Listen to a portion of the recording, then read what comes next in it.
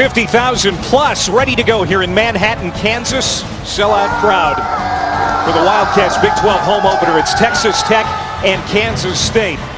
The biggest question for the Red Raiders this week, who's going to play quarterback? Starter Patrick Mahomes suffered a strained throwing shoulder last week against Kansas, but the nation's leading passer is a go for tonight. Hi again, everybody. Just a beautiful night here in Kansas. Alongside Dusty Dvorak, I'm Clay Matvick. And having Mahomes ready to go, big break for Tech. He's one of the best in the nation. He is, absolutely. He's a tough kid. That's why he's out there tonight. He wants to go and get this Big 12 victory. Throwing it around, he can move in the pocket. He extends the play. One of the best signal callers in the entire country on display here tonight against the best defense in the Big 12 for Kansas State. It should be a great show to watch here in Manhattan. Kansas State stinging a little bit after last week's loss in Morgantown. They had West Virginia beat in the fourth quarter, let it slip away. A lot of self-inflicted wounds for Bill Snyder's team. We talked with Bill Snyder yesterday. He said they worked on that, the communication from up in the box to down in the field. Too many timeouts they had to take, which cost them in the fourth quarter, as well as pre-snap penalties. Not conducive what Bill Snyder wants. They've worked on it all week, but it's going to be up to Jesse Ertz to be sure he gets those snaps off and they don't commit the same mistakes they did a week ago in Morgantown. Snyder turned 77 yesterday. Tonight is his 300th game as head coach at Kansas State. And 41 years his junior is Cliff Kingsbury. In his fourth season at Tech, has taken the Red Raiders to bowl games in 2 of his first 3 seasons. He hasn't had a winning record in Big 12 play. Trying to go to 2-0 in conference to start the year. Texas Tech won the toss. They elected to receive. Reginald Davis, number 2, is back to return. And Matthew McCrane boots it into the air. We're underway here in Manhattan, and it's Davis from inside the 5. And he will be stood up short of the 15-yard line. A 14-yard return, but great special teams coverage by Trent Tanking on that tackle. There's Patrick Mahomes. He leads the nation in passing yards per game. Big 12 leader in total offense. We said he was a game-time decision. Well, the decision is he will play tonight. This is a tough kid. You know, if he had any chance to play, he was going to come out here, but a big arm. He's athletic, extends plays, touch on the football. He's got it all, Clay. One of the best quarterbacks in the entire country right here in Manhattan.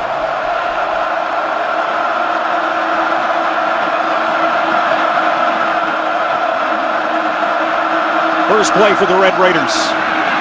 Quickly get it out to Derek Willis, the JUCO transfer from California. Big receiver brought down by Elijah Lee, the reigning Big 12 Defensive Player of the Week. Pickup of about 7, maybe call it 8 yards, 2nd and 2.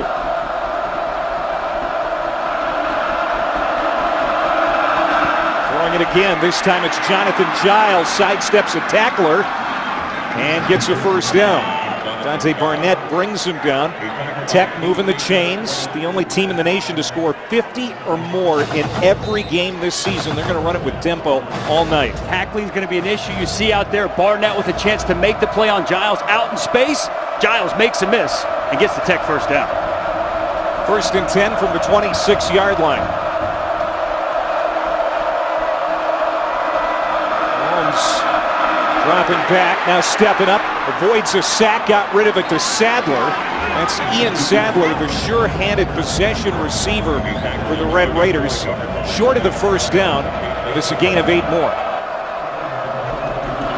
Snap, spinning out of a tackle is Felton, and he's got another Red Raiders first down. Only 3 teams in the country run it less than Texas Tech. That's an effective run. They move the chains. They like to throw it around the yard, but right there on 2nd and short, they give it to Felton, makes a spin move, evading the tackler for another Red Raider first down.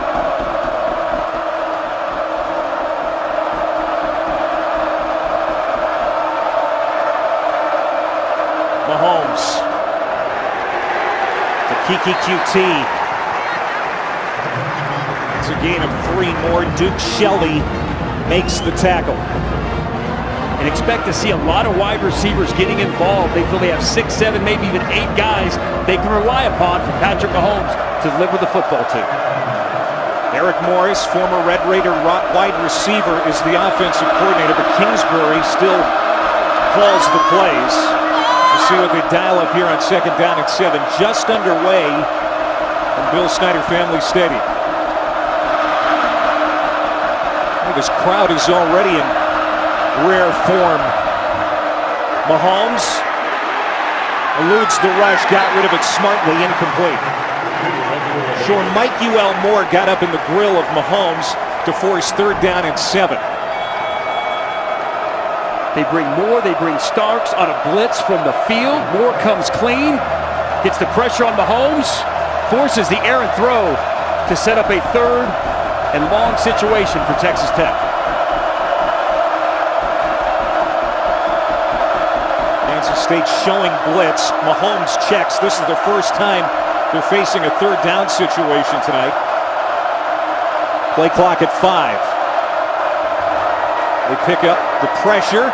Nice catch by Giles. He's got the 1st down and more into Kansas State territory as he steps out at the 46. Giles' go-to guy, back-to-back weeks of 150-plus yards.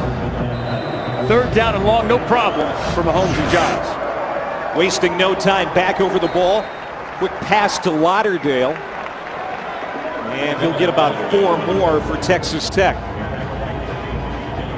This version of the air raid, #1 in points. Passing offense, total offense.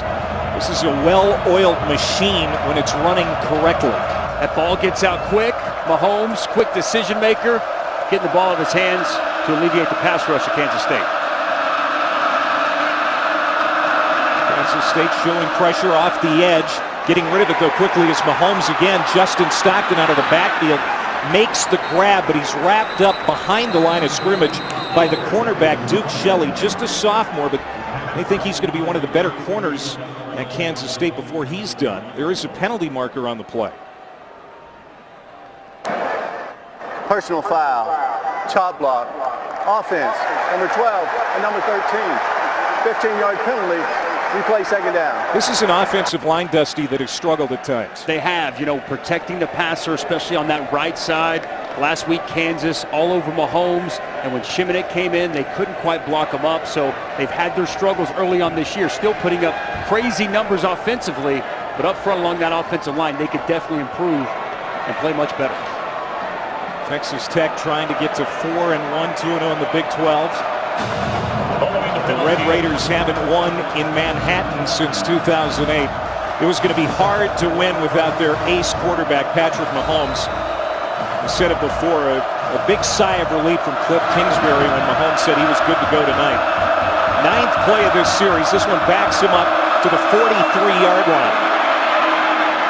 Stockton the catch. He'll get a chunk of it back. Close to the original line of scrimmage. As Dante Barnett shouldered him out.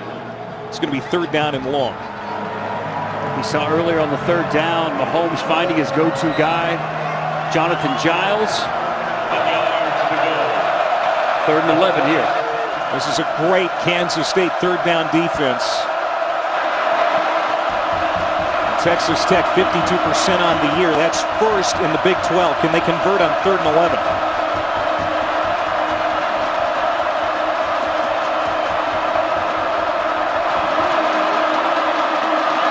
Mahomes steps up, throws it deep.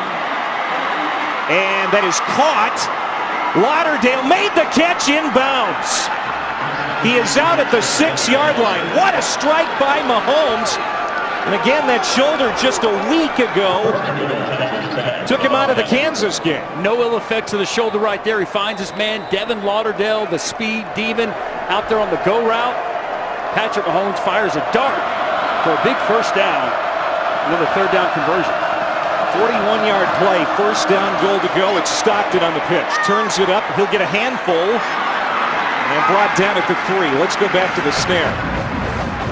Big throw down the football field. Great job by Devin Lauderdale.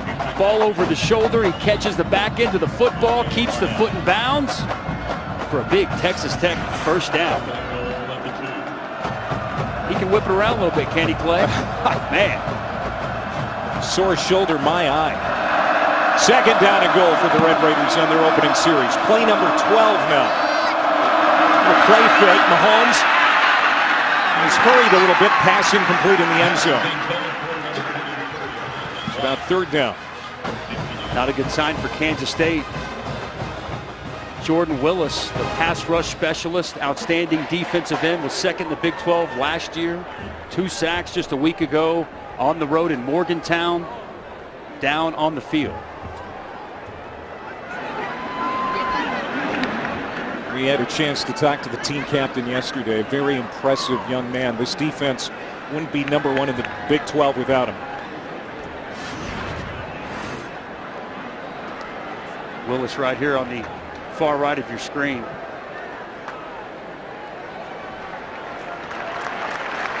Taking a shot to the midsection possibly.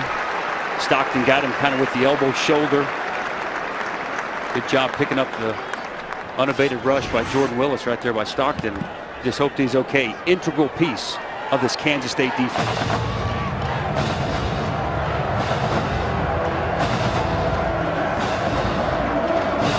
Now, Willis was down last week and Morgantown was able to shake it off, come back into the game and have an impact. We hope that that's the case for him again tonight. Quentin White in the backfield to the right of Mahomes. It's been an impressive opening drive here for Texas Tech. They're trying to cap it off. 22 red zone touchdowns this year for the Red Raiders, most in the Big 12. Mahomes to the end zone. Contact, there is a flag. Dylan Cantrell was interfered with. And Duke Shelley is shaking his head, but this is going to go against the Wildcats. Yeah, I think the referee got this one right. I understand Shelley feels that he was able to have a little contact there. Too much contact, definitely pass interference. Pass interference. Defense number 8. Foul occurred in the end zone. Half the distance to the goal. Automatic first down. Trying to throw the fade right here. And as you can see, just too much contact. He's got that arm hooked around him. It's a flag every time. Cantrell, one of the tallest receivers. And sense that they would throw the fade route to him. He goes in motion here, first down and goal. They run it, diving to the end zone is DeMarcus Felton. He was stopped short. No gain. He tries to dive over the pile. Elijah Lee meets him right there. Not so fast. Reggie Walker got a nose in there too. So second down and goal.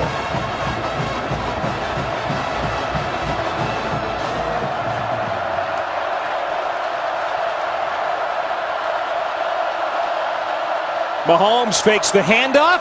He'll trot it in himself. Touchdown, Texas Tech. Now that was a salty drive by the #1 offense in the Big 12. Very impressive. They cap it off a little bootleg play action. No one's home, and Patrick Mahomes walks into the end zone for a Texas Tech touchdown. It's exactly the way Texas Tech scripted it and wanted to come out and set the tone for this football game with an opening drive touchdown. 5th rushing touchdown this year for Patrick Mahomes. Clayton Hatfield comes on for the extra point. And he's got it. 7-0 Texas Tech.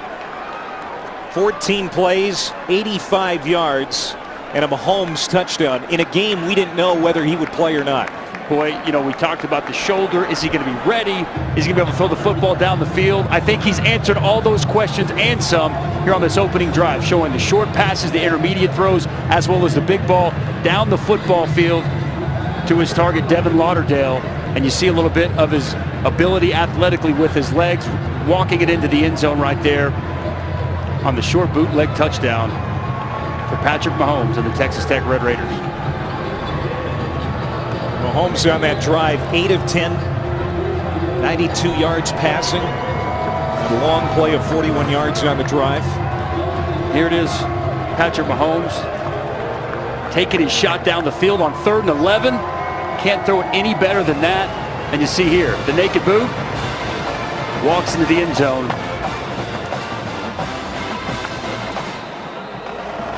We were watching him before the game. He looked to be making all the throws. He looked to be using that shoulder with no problem. He was comfortable. He looked fine making all the passes in the pregame and as we saw in the opening drive. Patrick Mahomes good to go. Short kick from Hatfield. And it's Dominique Heath. From Kansas State, good field position across the 30. Stopped at the 34-yard line. That's where Jesse Ertz and the offense will go to work for the first time. Jesse Ertz was not sharp in Morgantown last week. 10 for 30 for 166 with an interception and a rushing touchdown. Too many late checks, as you talked about, and some faulty progressions. Bill Snyder wants to see better stuff from him today. Felt like he had made steps forward early on the first 4 games of the season. Made a step backwards last week in Morgantown, West Virginia. So all eyes on Jesse Ertz, see how he responds here at home against this Texas Tech Red Raider defense. Charles Jones starts in the backfield with Ertz. First down from the 34-yard line. It's Jones straight ahead. And this is what Kansas State does. They're going to run the football certainly a lot more than Texas Tech. Jordan Brooks, the middle linebacker, makes the stop after the 5-yard gain. And this is an opportunity for them to get the running game back going. Average under 3 yards a carry a week ago. Texas Tech has had some holes, some issues with that rush defense so far this year. You got to think Kansas State looking to pound the rock here tonight. This is Jones. First down. Third year is the Cats' primary running back. He's one of our impact players, Dustin. Yeah, he is, and you saw right there the patience. It's a downhill runner, runs behind his pads. Tough, physical football player. And he'll also line up as a Wildcat quarterback. And then how about the true freshman, Jordan Brooks, 20. Your middle linebacker from Houston. Great size at 240 pounds, runs all over the field, leads this team in tackles as a true freshman. Going to be integral to stop this Kansas State rushing attack here today. Here's Jones again. Good run. Picks up 8.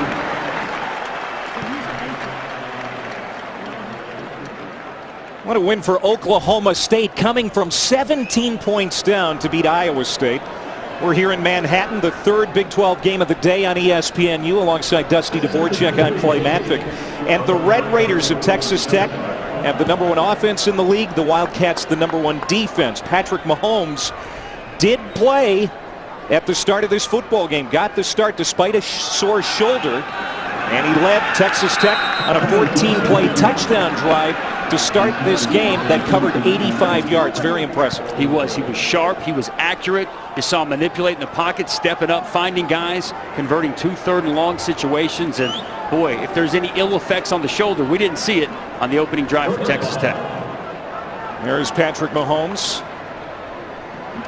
Leads the Big 12 in total offense, leads the nation in passing yards per game. He was 8 of 10 on that opening drive. Now Jesse Ertz in the Kansas State offense trying to convert on 3rd and 5 from midfield. Plenty of time. Still looking downfield, now in trouble.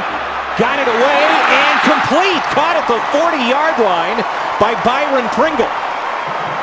But there's a couple of penalty flags down.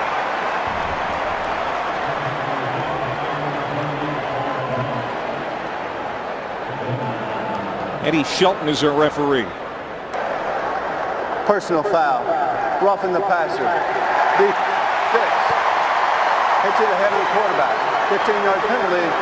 Automatic first down. That's on the defensive end, Chris Williams. You know, and right here, no rush whatsoever from Texas Tech. Initially, good coverage down the field. They only rush 3, and nobody gets there, allowing the receivers time to get open down the field. And Jesse Ertz just stays alive, fights, delivers a nice football there to extend the drive. And to compound a problem, you see right there, hands to the face by Chris Williams to get the personal foul, roughing the passer to tack on 15 more. So first down and 10 from the 24-yard line now for Kansas State on their opening offensive series. It's Charles Jones, the running back, with a good run. First down to the 12-yard line. 16 carries last week, but only 53 yards in the loss to West Virginia. But he's looked sharp here in this opening series. Yes, he has. And, you know, right there, Charles Jones doing a great job off the left side. The center, Reed Navarre, opening up a nice hole. And a big gain on first down for the Wildcats.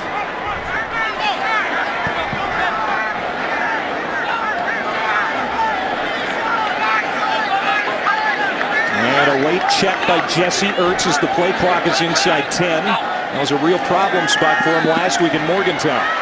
Completes the pass. Isaiah Zuber leaning out for the pylon, and he got it. Touchdown, K-State.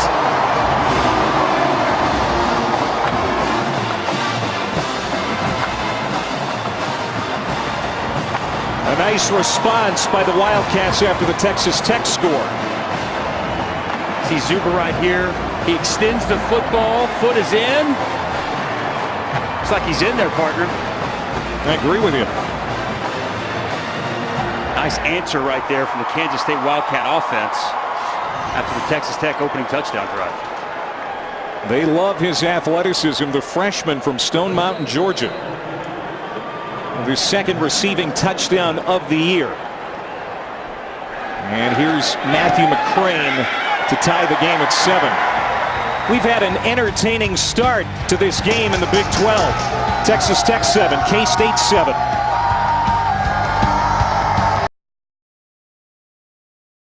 The midway point of the first quarter, Kansas State has tied this game up at 7. Isaiah Zuber with an athletic catch and dive for the end zone. He's Dusty Dvorak. I'm Clay Matvick. The #1 offense in the Big 12 against the #1 defense in the Big 12. We'll see what gives here tonight. The big question all week was, is Patrick Mahomes going to play for Texas Tech? Well, we've got our answer. Not only did he play, he showed up, and he was 8 of 10, and he was flawless on that opening drive. No ill effects from the shoulder. He looked good so far. He does have a daunting task going against the best defense in the Big 12. So far, so good. We'll see exactly what's in store for the rest of the evening. And Kansas State back at home after a letdown last week at West Virginia, where they blew a 13-point fourth quarter lead, but a good response after the Texas Tech touchdown to even this one up. Texas Tech will start at the 25 when we come back to Manhattan.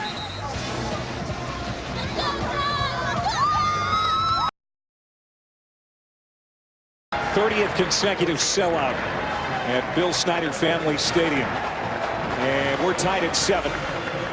Pat Mahomes hurt his throwing shoulder last week against Kansas. Certainly looks healthy so far tonight. That was a 14-play, 85-yard opening series. Very impressive opening drive right there. But Kansas State comes right back. A little mixture of the run with Charles Jones. Some pass. Jesse Ertz converting right there to Zuber. Keeps the foot in and stretches.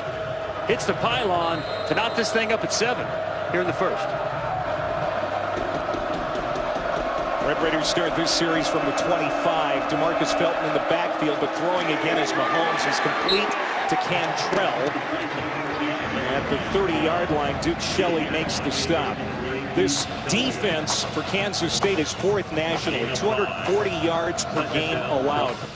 They could play well tonight, Dusty, and still give up twice that much. It's just what the Texas Tech Red Raider offense does. Biggest key tonight, tackling out in space. On 2nd and 4, Mahomes complete. And it should be a first down for Batson. Cameron Batson, the second leading receiver for the Red Raiders. Take a look at these impact players. Jordan Willis, who's back out there. Outstanding defensive end, rushes the passer well. Look for him to try to counter and make some plays. And Jonathan Giles, 7 touchdowns, leads the Big 12.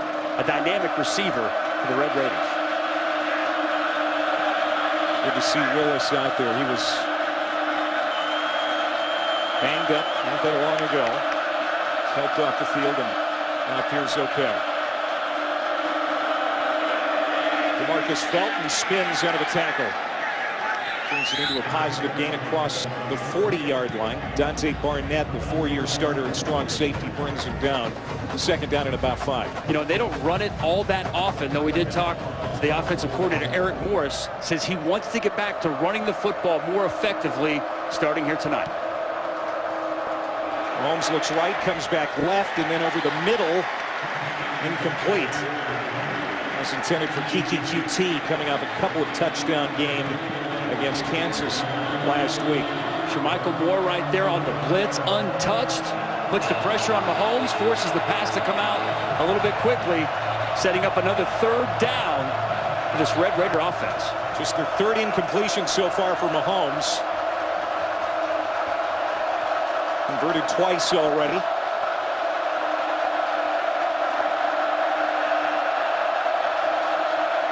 Look at how loud this place can get. Play clock at 2, gets it off. Mahomes, complete to the 49, Lauderdale. Pushed back, but he's got the first down.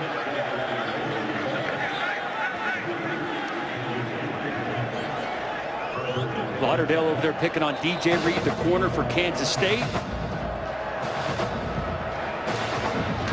Screen, Dylan Cantrell. Get 3 more.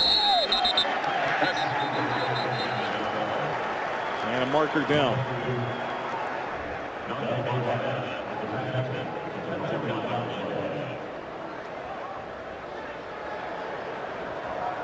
Personal foul, late hit, offense, number 73. 15-yard penalty, first down. It's on the lineman, Justin Murphy. Murphy been starting to right guard all year. He gets the start at right tackle. To see him come in top of your screen, take a shot on Reggie Walker after the whistle, draws the 15-yard penalty. That's 2 unsportsmanlikes on Texas Tech here. Got to be smarter. You know, they're coming in here on energy. They know they're on the road. Their backs are against the wall. But you can't make penalties like that and put yourself in 1st and 25 type situations. And Cliff Kingsbury knows that Kansas State is not a team to likely beat itself 2 weeks in a row. You can't make a lot of mistakes, especially on the road.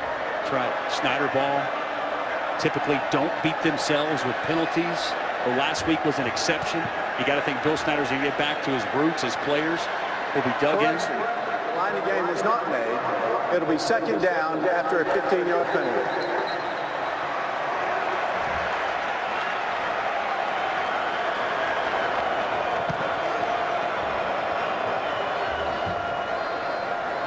Little screen right there to Cantrell, about a 3-yard gain. So they'll back it up 15 yards from the spot. Should be looking at about a 2nd and 22 real quick. Yep.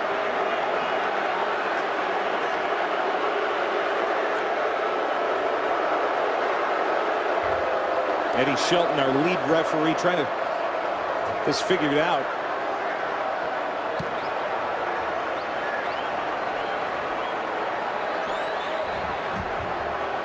Cliff Kingsbury, 36 years old, 21 years younger than Bill Snyder, who turned 77 yesterday.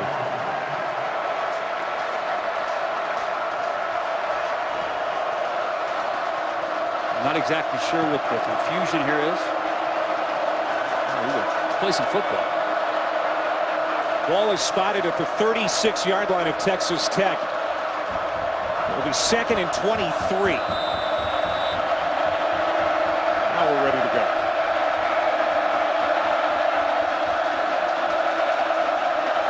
Marcus Felton and Quentin White will switch spots in the backfield.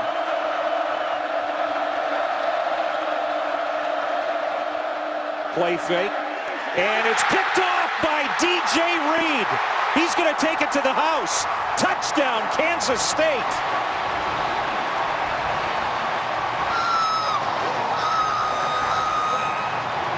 A pick 6 for the Wildcats. Great play right there by DJ Reed. Sees it the whole way. Breaks on the football. Man, big play for Kansas State. The play action pass, he's going to flip it outside real quick.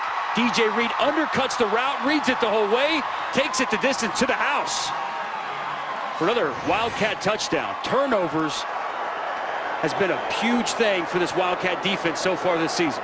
10th takeaway for Kansas State, and it's 14-7. 4th interception thrown by Mahomes this year. DJ Reed capitalizes, and it's a touchdown lead for the home team.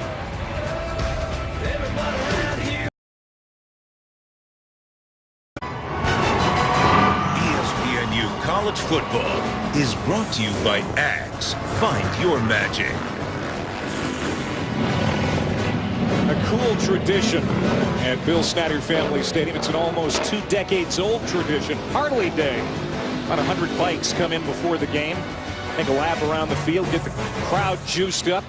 And this certainly Got the crowd juiced up. DJ Reed with an interception return for a touchdown. 35 yards to the house, and Kansas State leads for the first time tonight.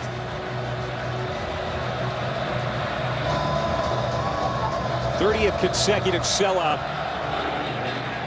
here in Manhattan. And again, Texas Tech will start at the 25-yard line. Let's go back to Reed's pick. Let's take a look at this. Tom Hayes, the defensive coordinator for Kansas State, he mixes up coverage. They're a cover 4 team, so they're thinking a soft corner out here. But what they're in now is cover 2. So the safety's now a flat player. You've got your corner's a flat player. Your safety's back here. And we're going to see the quarterback, DJ Reed. He shows 4. Comes up playing cover 2. Steps in front of the pass and takes it to the house. Great job identifying Batson, going on a quick out. He's the flat player. He steps in front. And nothing but end zone in front of DJ Reed for the Kansas State Wildcats. First year at Kansas State after stops at Fresno State and junior college. He has made an impact already here in Manhattan. Play clock running down at Texas Tech. They got it off. Mahomes to the air, as they want to do. Caught at the 34-yard line, short of the first down marker by Dylan Cantrell. And Duke Shelley bumped him out. He's second down and short. Are they going to give him the first down? Yeah, he got it. They move the sticks again.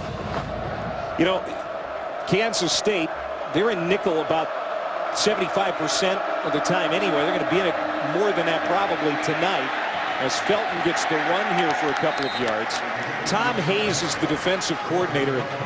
He's had the task of game planning for this Texas Tech offense all week. Yeah, but you know what? Kansas State, they do what they do, right? I mean, they're a quarters team. They don't run a lot of that. We saw them mixing some cover 2 right there. It's the same look on the outside, so the quarterback doesn't know it. But very effective here early on for the Kansas State defense and the defensive coordinator, Tom Hayes.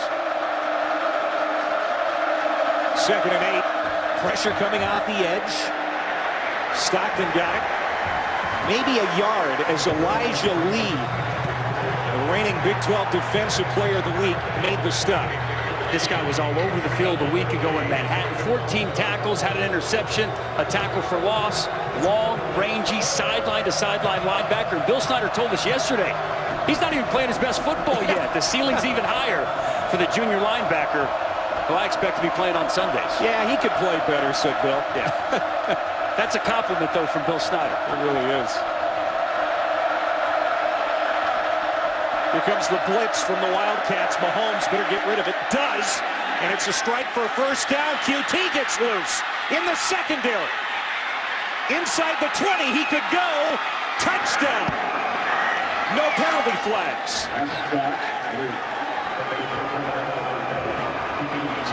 61-yard touchdown catch and run for Kiki QT.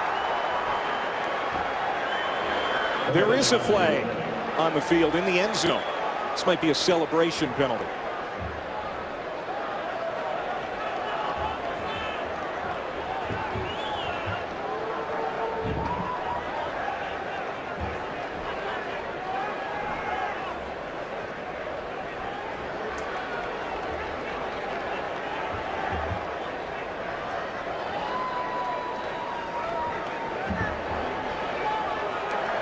Result of the play is a touchdown. After the play, unsportsmanlike conduct, number 20 of the offense. That is his first unsportsmanlike conduct. A 15-yard penalty will be assessed on the following kickoff. Another 15-yard penalty on Texas Tech here in the first quarter. Self-inflicted penalty. Going to set Kansas State up with what you would think good field position here after the kick.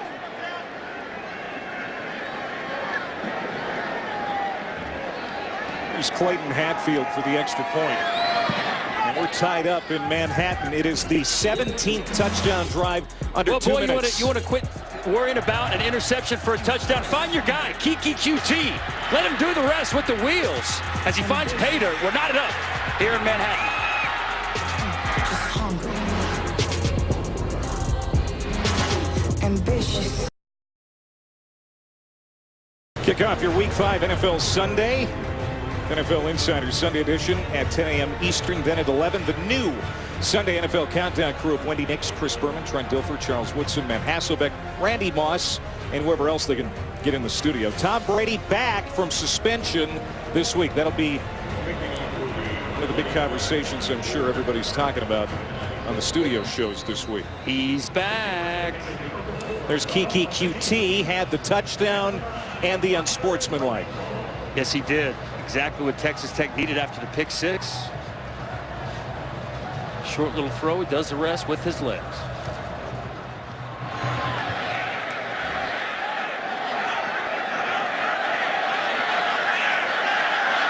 You mentioned the good field position, Dusty. The up man takes it to the 40-yard line for Kansas State. That was Will Davis. Let's take a look right here. Okay, Kiki QT, he's just going to run a simple option route on 3rd and 5. And you see DJ Reed, the corner. He's playing soft coverage, gives him a lot of cushion. And QT in the open field uses the speed and the vision, utilizes a wide receiver down the field blocking, takes it all the way the distance for a big Texas Tech touchdown. Doesn't take long for that Red Raider offense, does it, Clay? No, they just scored their 17th touchdown in under 2 minutes this year. But Kansas State has 14 points on the board despite running just 7 offensive plays. The help from the defense doesn't hurt. There's Charles Jones. He's going to be spun down in the backfield for a loss as Gary Moore, the rush end, is going to be credited with the stop, a loss of 5. And that's what this defense needs to play on the other side of the football. Nice job right here by Gary Moore getting up the field, creating penetration, beating the left tackle inside, and getting a nice tackle for loss on 1st down. David Gibbs is the defensive coordinator for Texas Tech. He told you and I this week, we've got issues. But they are coming off a pretty good defensive effort last week against Kansas. It held Jayhawks to under 300 yards and just 19 points. That's through the hands of Byron Pringle. Probably should have been caught at midfield. And it'll bring up 3rd down and long. Run pass option right here for Jesse Ertz. Likes what he sees. Fires it a little bit with too much on it for his receiver Pringle. Setting him 3rd and long. An area Kansas State does not want to be in. This is not an offense set up to convert 3rd and 14 type situation. First incompletion for Ertz. A respectable 45% on the year on 3rd down for the Wildcats. 3-step drop, pumps. Still looking downfield. Ertz now, he's going to retreat. Finds a lane, gets around one of his own men. 1st down and a whole lot more inside the 40. Down at the 37-yard line. This is what he does best, Clay. When everything breaks down, utilizing his athleticism, nothing's down the field. He buys himself some time, and then he just says, let's go. And a big game right there on 3rd and 14. Jesse Ertz utilizing the athleticism and a big game right there for the Wildcats. His right ACL has been injured twice. And at times you'd never know it. That's a 27-yard pickup. Leading rusher for Kansas State, Jesse Ertz, the junior out of Burlington, Iowa. Wants to throw here. In and out of the hands of Deontay Burton, the veteran from right here in Manhattan. 2nd down and 10. Receivers got to help him out there, Clay. A little play action pass. Hits Burton on the slant. Can't hold on to it. Pass delivered right where you want it to be. In his numbers. Just can't bring in the catch. Kansas State looking for its first quality win of the year. Came close last week in Morgantown. Jones, good run. A lot of daylight. Down to the 11-yard line. Keyshawn Allen, another big tackle in the open field to keep Jones out of the end zone. It's a gain of 27. Big hole right here off the right side. They pull the guard, the center, they get out in front. Nothing but daylight right there for Charles Jones as he takes it down to the Texas Tech 11-yard line. Run fits have been a real issue, Clay, for this Texas Tech Red Raider defense. Out of gaps and big chunk plays on the ground. We've seen against Arizona State, Louisiana Tech, and here again for the Wildcats. Hurts, complete to Zuber. Tiptoes along the sideline, and he's out at the 4-yard line. Yeah, Texas Tech last in the Big 12 in total defense, allowing 473 per game. That's 111 out of 128 FBS teams. How does it get better for David Gibbs' team? Well, David Gibbs told us it's about they got to get some better players. They got to recruit better. They got to coach them up better. Everybody's got to do a better job on this team. They got better last year. Turnovers went from 15 to 25 under David Gibbs. That's a staple of what he does. But so far to this point, they have not lived up to the expectation he had when he took the job in Lubbock. Big 12's best offense against the best defense. Something's going to give here tonight. After one, we're tied at 14 in Manhattan, Kansas.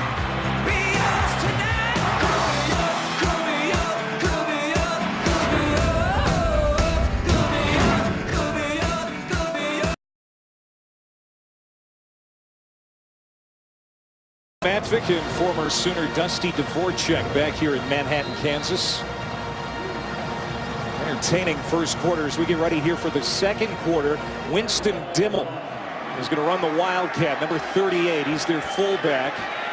Second down and 3 for Kansas State. He's a battering ram at 6'1", 235. He might get a yard and a half there. Third down. This is one of the best red zone offenses in the country, Clay. When they get in this area, they come away with points every single time this season. You mentioned Winston Dimmel right there in the Wildcat. Does a little bit of everything. Plays some fullback, some Wildcat. He's in a running back right now. He has to. He's the son of the offensive coordinator, Dimmel. He better do it all. Got to be versatile. He's going to hear from him at home if not. Third down and 1. Play clock winding down to get it off. Hurts is going to throw to the end zone through the hands of Dominique Heath. Is covered well by Jashawn Johnson. So now fourth down, and we'll see what Dana Dimmel, Bill Snyder decide to do here. They're going to take their points, right? I mean, in this spot, at home. Oh, Dana's not happy. No, he's not. Ball over the outstretched hands of Pringle, the go-to receiver right there on the outside. We saw a little bit of this last week, Clay. Third and short. We saw him throwing it second short. Staple of what Kansas State does, power football. Got away from it last week. Yeah, got away from it right there on 3rd and 1. Here's a 20-yard attempt for Matthew McCrane, who missed the potential game winner last week. Gets it done here to put Kansas State back in front 17-14. Well, how about that first quarter for Texas Tech's offense? 200 yards total offense, so they're on pace for 800 here tonight. Patrick Mahomes was a game-time decision because of a shoulder injury suffered last week in the Kansas game. Let's go back to last week, show you what happened. Gets out in the open field, a little quarterback draw. He goes down, and as you see, the Jayhawk defender really impacts him into the ground on that throwing shoulder. Goes to the sideline, throws one up, says, "No, I'm good. I'm good. Not feeling it." Nick Shimonek steps in and does a great job in the third and the fourth quarter, but Patrick Mahomes was down there on the field with him in the pregame, watched him go through all of his throws. And again, no ill effects whatsoever were visible then and to this point from that injury just looked at for Patrick Mahomes. Here's Nick Shimonek, who in a quarter and a half last week after Mahomes went out, threw for 271 and 4 touchdowns. And Mahomes got 4 touchdown passes and almost 300 yards before he got hurt. So it was quite a day against the Jayhawks defense. This is Reginald Davis for Texas Tech. Finds some open space and gets out across the 30. Good return down to the 32-yard line. This college football season streamed every game live on the ESPN app and on Watch ESPN. Download the app or visit watchespn.com today.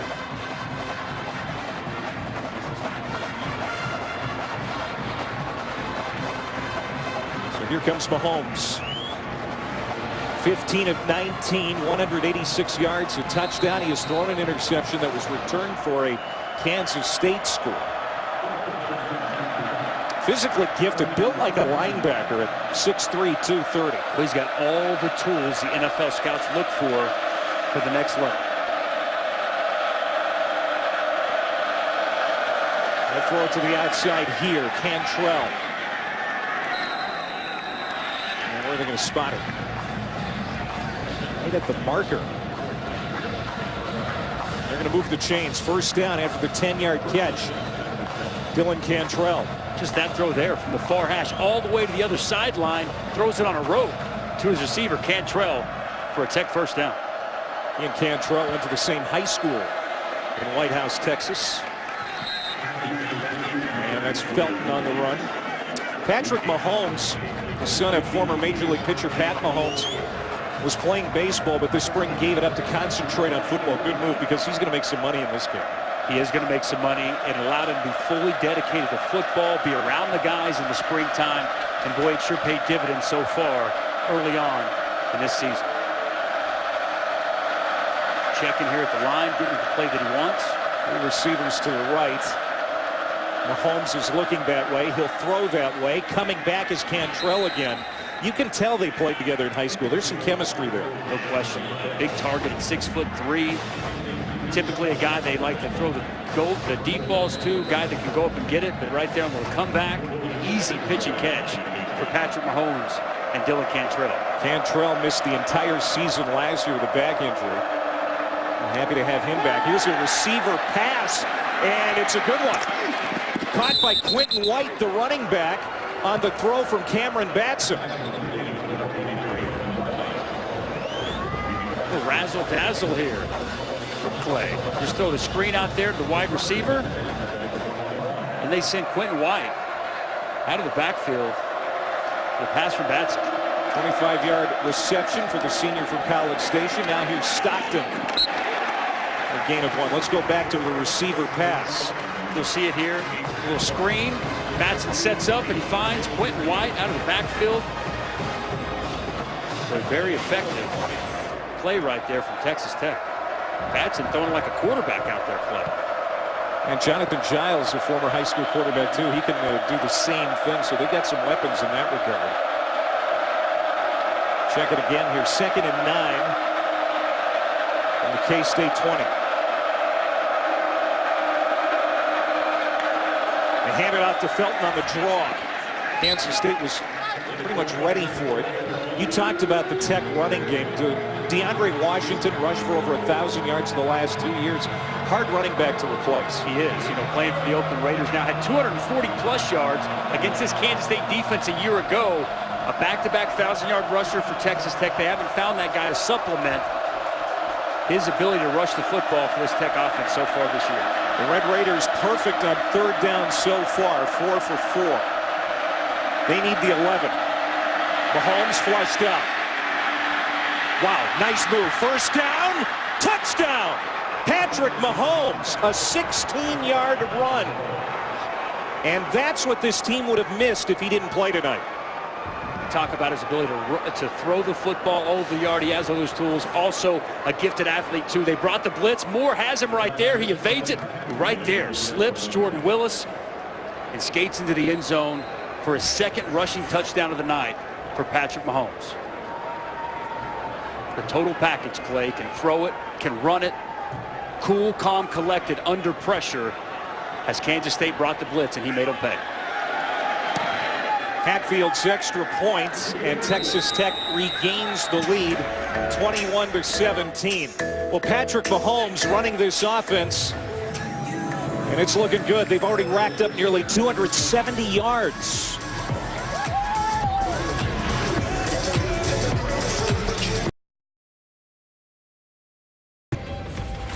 Before we get started, I wanted to, we had heard that it was your birthday, so we brought you a little something. You always give out cards. I wanted to personalize a card to you, and on behalf of the crew, we got a memo that you like chocolate chip cookies, so. Chocolate chip cookies from Dusty. You bought them, though. You weren't going to bake them yourself.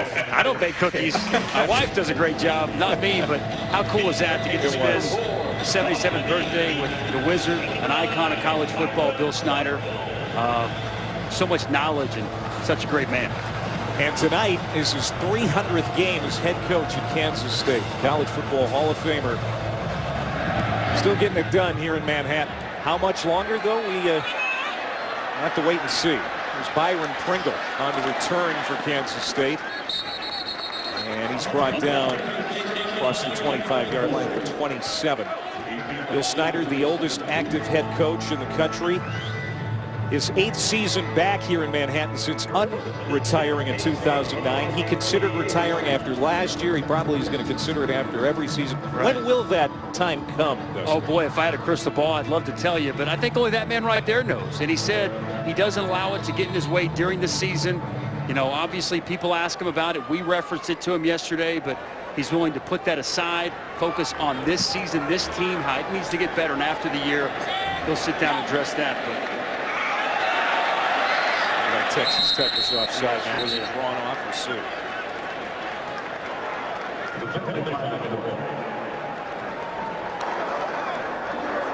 Offside. Not the defense. 5-yard. Remains first down. I'd hate to speculate, Clay, but it just seems hard to imagine him being able to hold on much longer. He's still got plenty of juice, and he drinks plenty of coffee to keep him going. But man, 77 years old, you know, you just got to think that the years and the time is going to be limited here in Manhattan as a Kansas State coach. After the 5th penalty against Texas Tech, it's Jesse Ertz on the run. Another big run for the Kansas State quarterback. First down into Tech territory. And he is out at the 46-yard line, a run of 21 for the junior from Iowa. There is Sean Snyder. He is the special teams coach in his 22nd year. And he's had the #1 special teams unit in the country several times under his watch, including last year. Is he potentially Kansas State's next head coach? Well, I'm sure Bill Snyder would love for that to be the case. You know, I don't know. Hasn't been a coordinator on the offensive or defensive side, strictly a special teams guy. So you never know exactly what the administration is going to decide to do when Bill hangs it up. I'd probably be surprised if he is the guy, though. You got to think Bill Snyder would love to see his son take over for him here in Manhattan, Kansas. You know what happened the last time Bill Snyder left this program? It just went completely dark again. And then he comes back and he builds it right back up again. And I just wonder if the next head coach is going to have that kind of touch whenever that time comes. After that Dalvin Warmack run of a couple yards, it's 2nd down and 8. Under 10 minutes to go here before halftime. And play clock winding down on Kansas State. You get it off, it's Warmack spinning his way toward the line to gain, and he got it first down. Dalvin Warmack, the redshirt freshman, he has really looked good at times this year.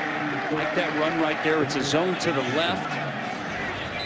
Blocking wasn't there, the cutback, the vision, cuts it all the way back, and in the spin move right there on the true freshman linebacker, Jordan Brooks, for a Kansas State first down.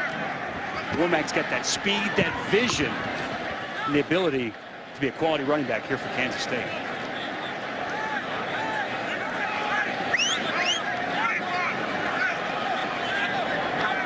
First down. Passing. Nice catch. Deontay Burton took a bump but held on for the 12-yard gain. They'll move the chains. Everything about that looked good, Clay, from the pass protection to the route that Burton ran right there on a slant, and the ball delivered right there on the money. Nice job by Burton catching the football, taking the hit, and moving the chains for the Kansas State offense. You see Ertz now 4 of 7.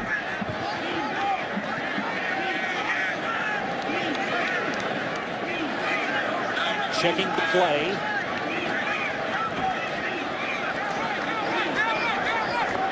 Get it off in plenty of time. Warmack.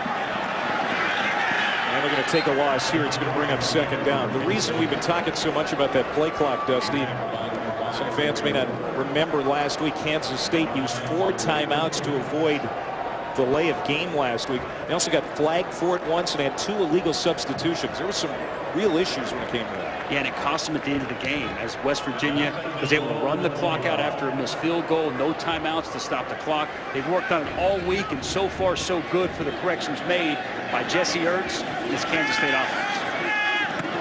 And that looks good too. Byron Pringle, a first down reception inside the 10-yard line. It's a gain of 16, and it's first down, goal to go. With Byron Pringle becoming a big part of this offense the last couple of weeks, Jesse Ertz looks the other direction, looks the safety off, knows where he's going the whole time, and he comes back to Byron Pringle once again on a slant. Middle of the field open right now for this Texas Tech Red Raider defense.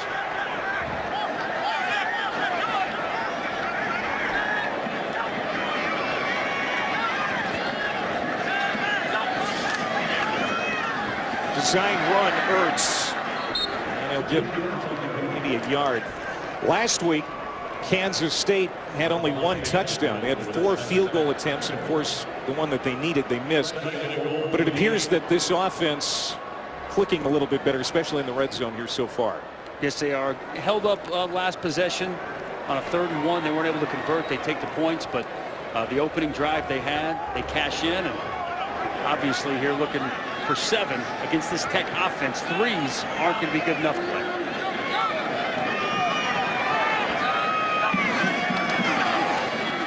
There's Warmack again.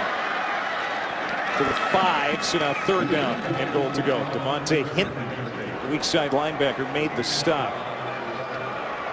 Back-to-back nice tackles by Devontae Hinton. Live defender out there for Texas Tech, flying around out there, undersized. 5'9", about 220 pounds, but has a nose for the football. Had an issue staying healthy so far this year, but when he's been on the field, been an impact player and a good tackler for this Tech defense so far. Charles Jones checks back in. The backfield with Ertz. Ertz looking toward the end zone. It is caught. Leaning out toward the goal line is Burton, but they're going to mark him short.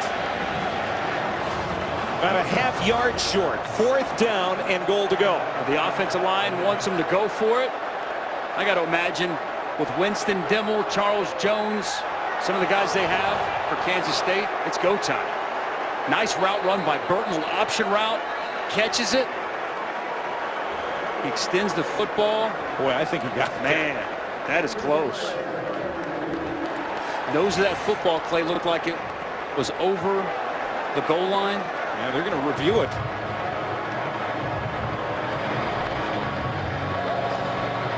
Ruling on the field so that he was held out of the end zone.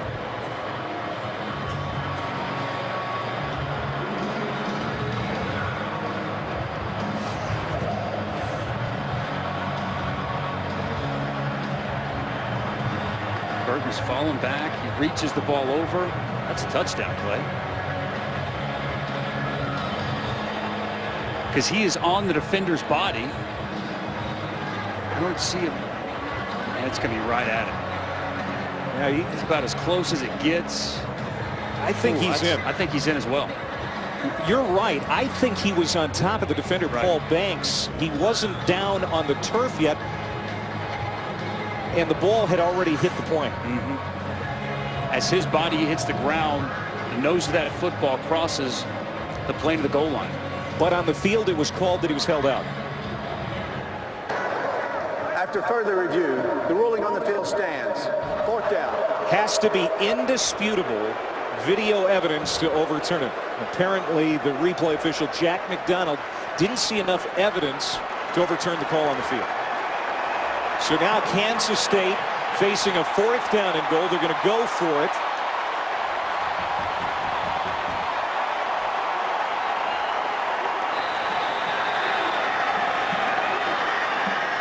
Ertz on the keeper.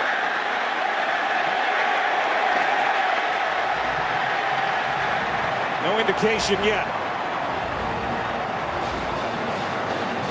There it is, touchdown, Kansas State.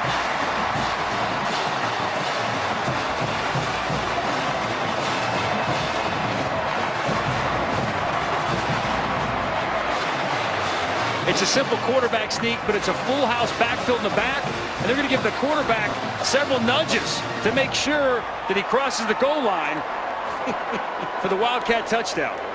Look at Winston Dimmel churned. Look at him.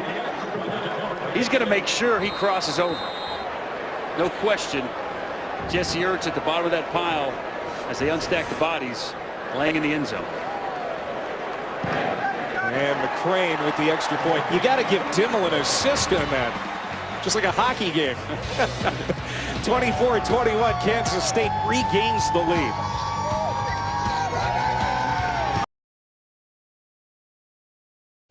Is brought to you by Cabela's. Get to Cabela's for all your hunting, fishing, camping, and outdoor needs. I love the scenery in this part of Kansas. It's just a gorgeous night here in Manhattan as the sun goes down. 24-21, Kansas State leading with 5:43 to go before halftime. He's Dusty Dvorak, former Oklahoma Sooner. I'm Clay Manford. Short kick. McCrane. Texas Tech can't take advantage of it. Set up at the 20. Let's take a closer look back at our Buick Drive recap. Jesse Ertz in full feature here. You see the Zion quarterback run game. The blockers out in front.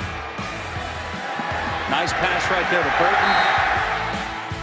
And then the sneak. And if he wasn't going to get in, Winston Dimmel and the rest of those Wildcat backfield was going to make sure that he did. A little push from behind. Touchdown for Jesse Ertz and the Kansas State Wildcats. 10 plays, 72 yards. And last drive, which puts Kansas State back in front by a field goal. Good defense there by the #1 unit in the Big 12. Leading the way, Reggie Walker. The first freshman defensive end to start for Bill Snyder in almost 20 years. Excellent pass rusher. You're right there. Nice move, comes underneath, unblocked. A nice tackle for loss right there as he and Will Gary forge on the tackle. 2nd and 13, Mahomes uncorks one into Kansas State territory. It's caught by QT. The sophomore from Lufkin, Texas. And a big strike. 39 yards. QT beats the safety and coverage right there for a big game. Texas Tech. There's Cantrell again, 4 more. Just a post right here by QT. Gets behind Elijah Lee and in front of the safety, Kendall Adams. Easy like Sunday morning for Patrick Mahomes. He's already got 248 through the air.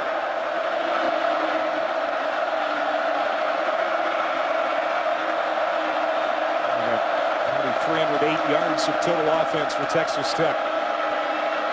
Mahomes slings it out. QT again makes a nice catch, and he's got the first down. Gain of 7 for Kingsbury's team. They're moving the football again. They spot it at the 33, quickly over the ball. It's Mahomes complete to Reginald Davis, a senior wideout. When they want to go fast, they go fast. Referees really get the ball down and spot it. As Texas Tech up, throwing the football. That's the air raid. Number 1 in points, passing offense, total offense. We're under 4 minutes to go before half. 2nd and 5. Easy toss on the crossing route to Davis. And looking for that first down line. Got it. And then he's spun down by Geary. How is this version of the air raid different from the way Mike Leach used to do it?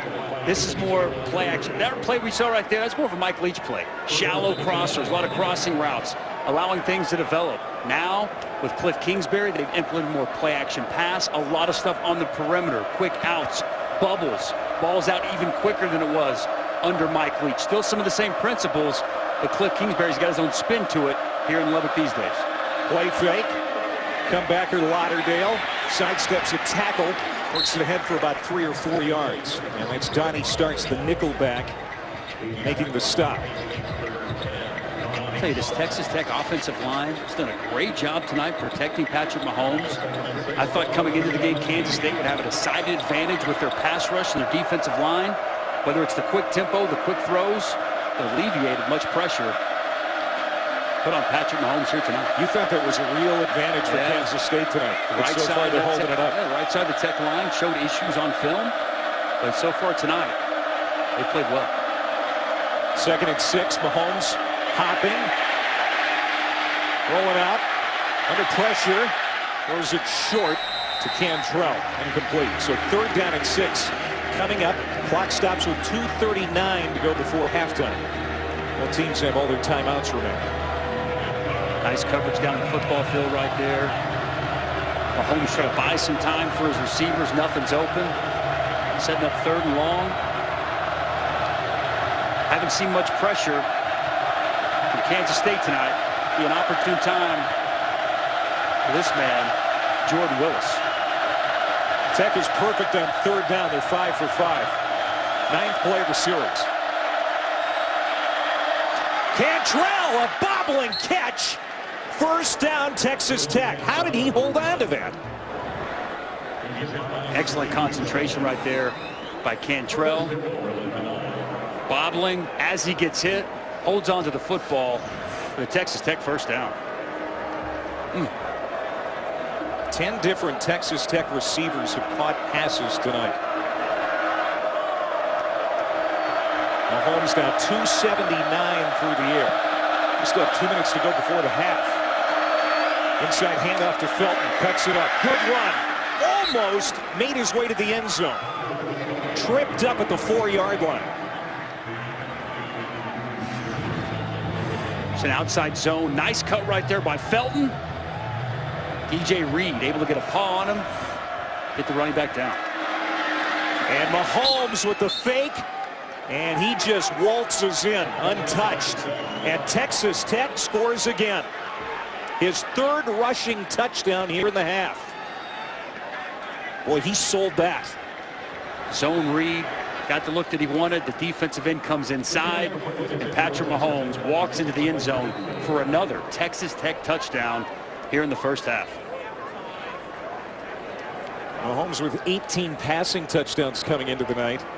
Well, he's been doing it on the ground here in Manhattan so far. 3 rushing touchdowns.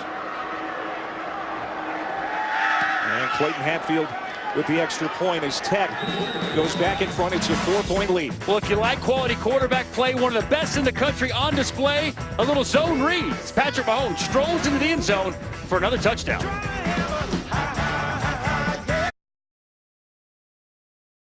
Studio update from College Station. Tennessee had 6 turnovers in regulation. Amazingly, it went to overtime. In double overtime, though, the 7th turnover seals it for Texas A&M. Full highlights coming up at halftime. Clay, back to you. All right, Brendan, we'll see in a minute and 47 seconds. Tennessee's been playing with fire all year. And when you play with fire, what happens? At some point, you're going to get burned. They get burned today. 7 turnovers on the road. The fact that they're in that game seems almost impossible. Could not complete another improbable comeback there in College Station. Congrats to Kevin Sumner, Trevor Knight, 6-0 this season to start the year. Byron Pringle on the return. It's a good one for Kansas State. Pringle. No flags. Touchdown. 99 yards.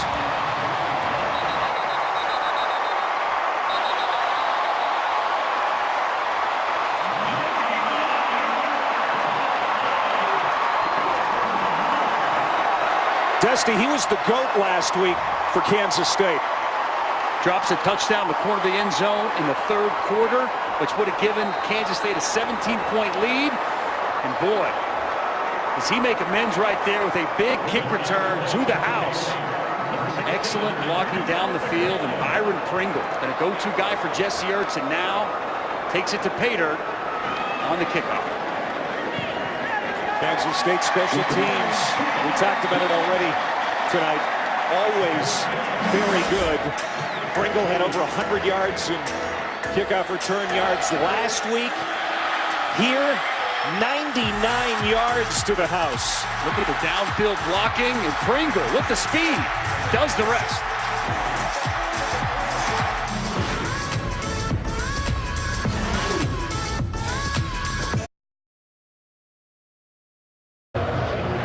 How are we going to finish this game without collapsing out of sheer exhaustion? Welcome to the Big 12, my friend. Welcome to the Big 12. We've had 5 lead changes, 523 yards of total offense. 99-yard kickoff return by Byron Pringle moments ago, giving Kansas State the lead back. Texas Tech will have it at the 24. Let's go to Brendan for an update. Hey, Clay, coming up at halftime, Patrick Mahomes breakdown with Charles Arbuckle, what the Red Raider has done so far in the first half. Some revenge in the rivalry for Oklahoma, and also Houston. Playoff chances have been sunk by Navy. Back to you. Yeah, how about that? Houston getting upset. Midshipman.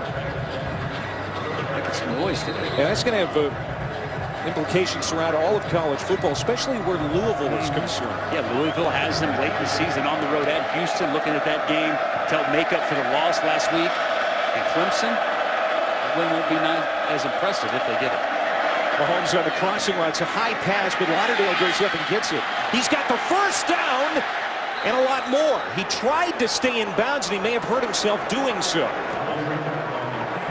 It's a 26-yard play for Lauderdale, but he's in a lot of pain. Just a shallow cross right there for Lauderdale. He hits the perimeter. Great blocking on the edge by Cantrell. Right there, Cantrell seals a block, gives him the edge. Looks like Moore got his feet tangled to slow down Devin Lauderdale. Boy, he's got some quicks. We've had one defensive stop in this game. That was the pick six by DJ Reed for Kansas State. Moving on that right side for the Red Raiders.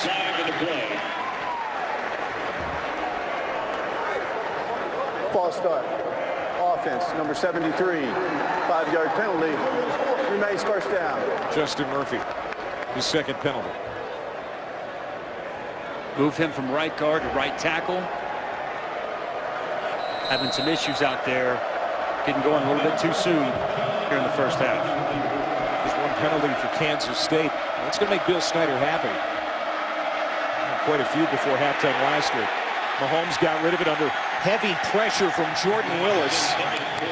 Mahomes is going to need some help up off the turf. And he's not happy with somebody. No, it was Jordan Willis, it was Tanner Wood, it was Reggie Walker. They brought the blitz right there. Several guys untouched and get home to force the early pass from Patrick Mahomes. We talked about that matchup, Justin Murphy, Jordan Willis. Jordan Willis wins that matchup on that one. Felton. It's close to the original line of scrimmage before Walker brings him down. Jordan Willis, by the way, a big NASCAR fan. He was telling you that yesterday. Loves NASCAR. I said on Sundays when you go home, what do? You watching a NASCAR race to the NFL. Quick response, NASCAR all day, start to finish. Been to a lot of races at the Kansas Motor Speedway. And Willis in hot pursuit again. He gets to Mahomes.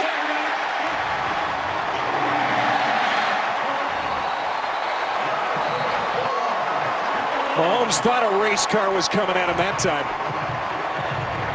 Jordan Willis looked like he was shot out of a cannon right there. He's the unblocked player. Right here. Right here. We're going to see Murphy go inside. So Jordan Willis is the unblocked player. Comes off. Reggie Walker makes him flush. Tanner Wood again. And it's Jordan Willis who gets there for his 5th sack of the season and the first punt attempt for the Texas Tech team here tonight. We've got a break, so we got to remind you that Monday Night Football has the Buccaneers and Panthers on the slate this week. Former #1 overall picks were hoping to be on stage for you. Jameis Winston, of course, leading the Buccaneers, and then Cam Newton for the Panthers. But we find out today he is out with that concussion. He has been hit a lot this year, the Carolina quarterback, so we will not see that matchup, but it is going to be a good game anyway. Buccaneers-Panthers Monday, 8:15 Eastern time. Been a rough start to the season for the defending NFC champions and the defending MVP Cam Newton. No Newton. Derek Anderson going to try to get the Panthers back on track. Speaking of quarterbacks getting hit, that's the first sack, as you mentioned, for Kansas State defense. Mahomes rattled, and that's a big defensive stop for Kansas State. In fact, their second stop now. They had the pick 6. And this is the first time that they're going to return a punt. First time we've seen a punt all night. Few and far between. Either defense able to come up with many stops. Big one right there before the half for Kansas State. Michael Barton's kick. It's going to drop at the 30 and takes a nice Texas Tech roll inside the 15-yard line. Still going.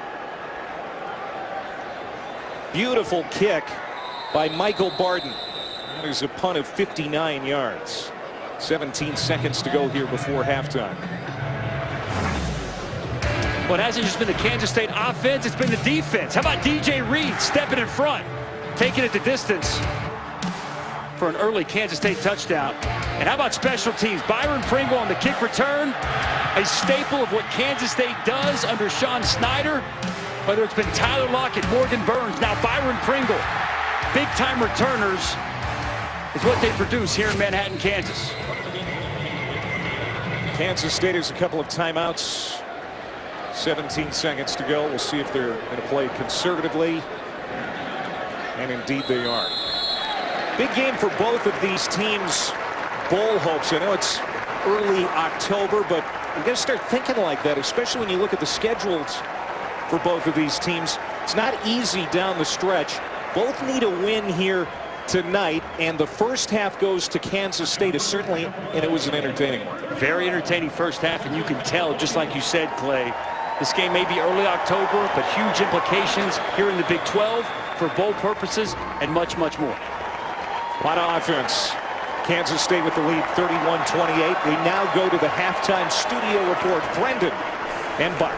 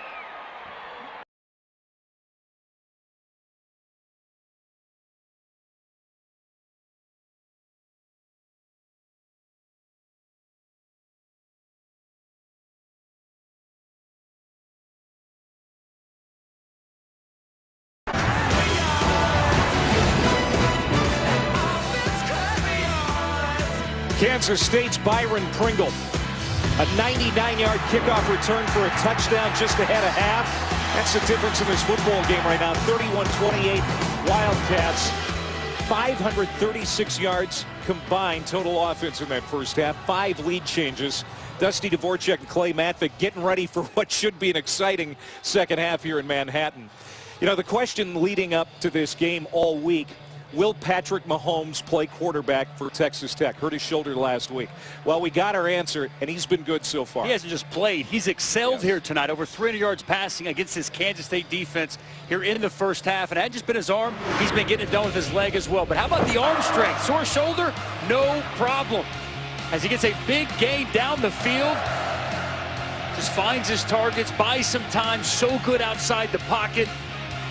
This guy has all the intangibles you look for in a quarterback, and when nothing's there, evades the rush, makes a man miss, and takes it to the end zone.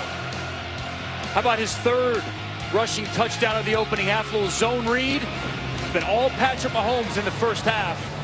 This Texas Tech Red Raider offense. 305 yards passing. He threw for 540 and 5 touchdowns at Arizona State in that loss. He could have those kind of numbers again here tonight. Kansas State will start with the football. There is Pringle again. Good field position for the Wildcats to start the third quarter. Taco Bell Brings us this game track, and there are the numbers for Texas Tech on the season, what they've done so far tonight. Looks like they're going to hit those numbers. Now the question is, can the defense help the offense out and stop Kansas State enough? They're going to have to. They have yet to get a stop here tonight. No punch from the Kansas State Wildcat offense, no turnovers. So Texas Tech, as we've known, I mean, it's been the question mark for so long there in Lubbock. Yeah. Can they get some stops? Can they play defense? We didn't see it in the first half. David Gibbs, surely getting them ready here for the second. This is Charles Jones. That's a good start for that Red Raider defense as Colin Hill, the transfer from Notre Dame, makes the stop. That's going to be a loss of 1. Defensive line right there playing on the other side of the football. Nice penetration by Colin Hill, the Notre Dame transfer, making a play. Andre Pipkins in there, the nose tackle, winning the line of scrimmage there on first down out of the half. Pipkins, a Michigan transfer. Got some guys that have found a new home in Lubbock. That was right on the hands of Burton, but slips through. Good coverage by Paul Banks, who missed the first 4 games of the season, a team suspension. He's back, and that's a good play. Excellent coverage right there. You see him engage the receiver. The crowd wanted a flag. I'm glad they let him play. Gets that hand in there to nullify the reception by Mr. Burton. Paul Banks stepping up, making a play on defense. That's Dusty Dvorak, former defensive player, in case you didn't pick up on that. All the rules skewed to the offense, Clay. Every now and again, you know, you it's are nice right when the defense is the beneficiary of the call. You're right about that. There's pressure. Ertz, 3 men in his face. Got the pass off to Charles Jones, the running back. Coming back, he'll snare it for a gain of 6 yards, but it's 4th down. Well, whatever David Gibbs said at halftime, it sure paid off here in the opening drive. Said Texas Tech's defense needs a stop. They come up with it. A little pressure on Ertz. Get him to roll outside the pocket. Fire the check down to the running back, Charles Jones, but well short of the first down. And coming out for the first time, Nick Walsh, 3rd-year punter for Kansas State. Cameron Batson lets it roll behind him, and it goes into the end zone. 58-yard punt, touchback. AT&T Inside Access. This is a cool tradition here in Manhattan. Harley Day. 100 fans get to ride their bikes into Bill Snyder Family Stadium. And this is a unique angle. We got the camera right on the helmet, one of the passengers. They go 1 lap around the stadium just seconds before kickoff. This place is loud anyway, just ahead of kickoff, but this just adds to it. It's like a Sturgis. Surprised you didn't ride your Harley up here this weekend for the game, Clay. Kept her in the garage this week. All right, Patrick Mahomes, 330 passing in the first half. We'll see what he can do for an encore. Oh, should have been caught by Stockton. Picked off? No, incomplete. Sure, Mike Moore nearly had an interception for K-State. Ball bounces off the helmet of Stockton up in the air.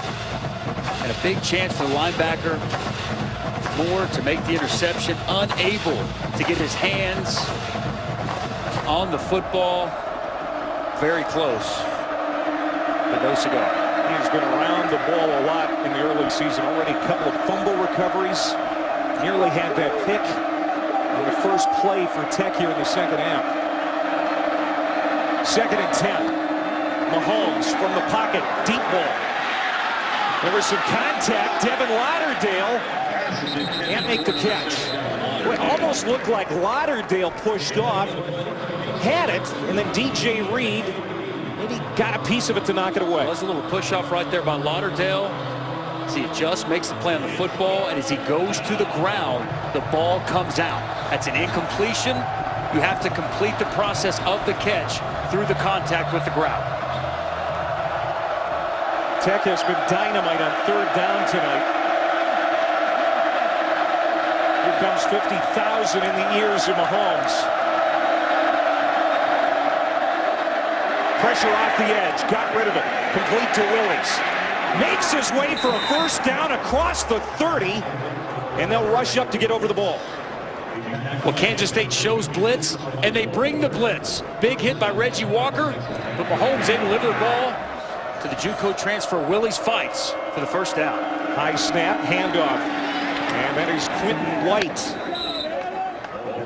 his few touches here tonight. Kendall Adams, the free safety, makes the stop, and it's a gain of 5 on first down. Boy, their third down conversions for Texas Tech have been impressive. Over 50% on the year, tops in the Big 12. It's that quarterback, cool, calm, collected. He had pressure, he took a shot, but delivered the football on time and on target. Play fake, quick slant, caught by Ian Sadler. And he drags Kendall Adams for another yard or two. That's a pickup of 8 and a first down. Sadler, sure-handed wide receiver, kind of bobbled that, but it brought it back into his body.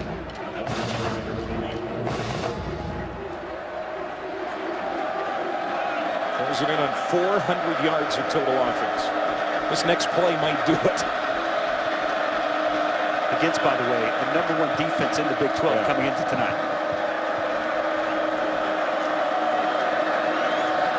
Mahomes sets, throws, and that is a catch to Sadler. Well, he's a good-looking receiver. Runs good routes, very sure-handed. Donnie Starks makes the tackle. That's another 9-yard pickup. Little dig route there by Ian Sadler. He's got the nickel back. Donnie Starks on him in coverage, and he just beats him one-on-one.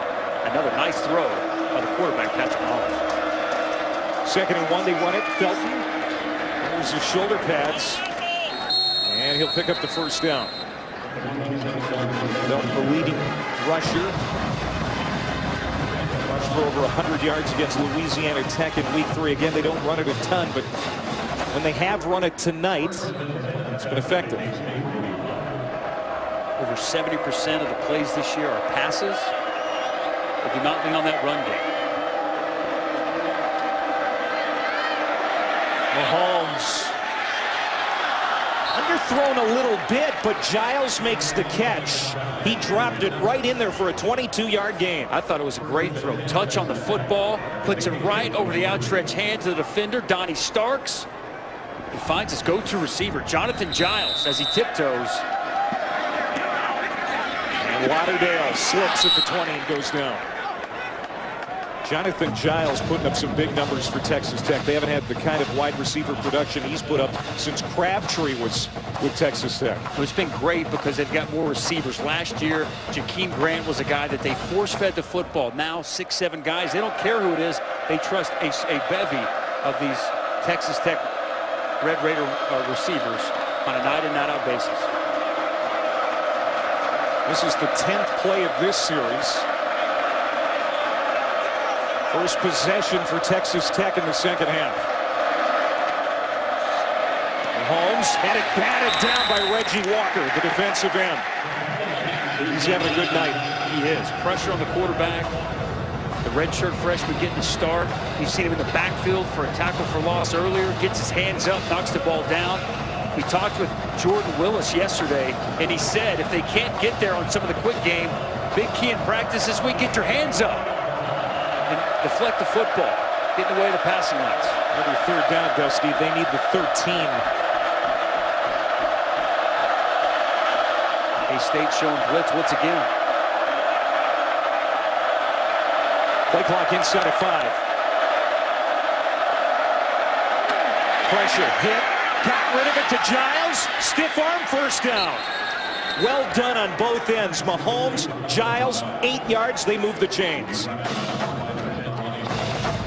Well, Kansas State brings the blitz here. Everybody's lined up there. Everybody's coming. Somebody's coming clean, but Patrick Mahomes stands in there, takes the shot, and delivers the pass to Jonathan Giles. And he gets another Red Raider first down. They are now 8 of 9 on third down. Back inside the red zone. Mahomes will keep it. And he'll get a handful. In the red zone tonight, Texas Tech is a perfect 3 for 3. Been that guy right there, Patrick Mahomes. A couple of rushing touchdowns, 3 of them on the evening. They call his number right there on first down.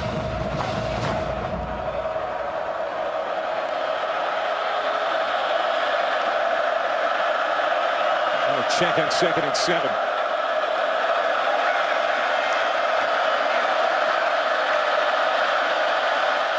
Pitch to Felton. Cuts it up. And he is shoved hard out of bounds by Kendall Adams. 3rd down. You call it a shove, I call it a little hat in the shoulder as he escorts the running back out of bounds. Texas Tech has scored in double digits in 16 of 18 quarters played. 14 in each of the first 2 quarters tonight. Trying to score for the first time here in the 3rd. 14th play of the series. There's Giles. Back for Jonathan Giles. Had a touchdown in every game this year, not one yet tonight. Mahomes looked that way to start, comes back to Cantrell, touchdown. But there is a flag.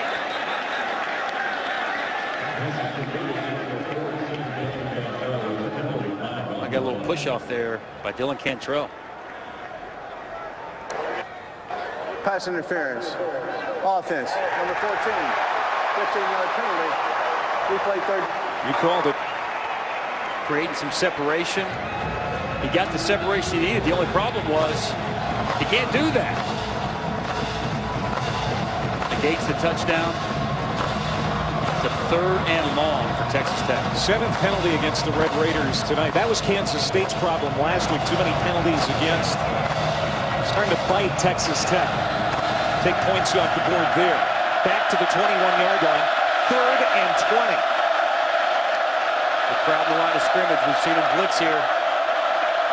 Backing off now.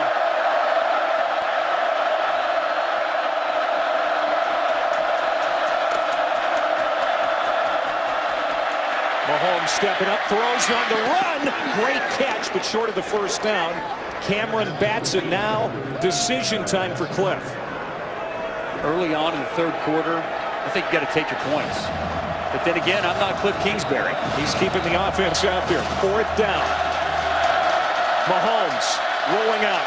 Slants. Throws it to the end zone. Caught! Now they say incomplete. Cantrell couldn't hold on. And there is laundry on the field.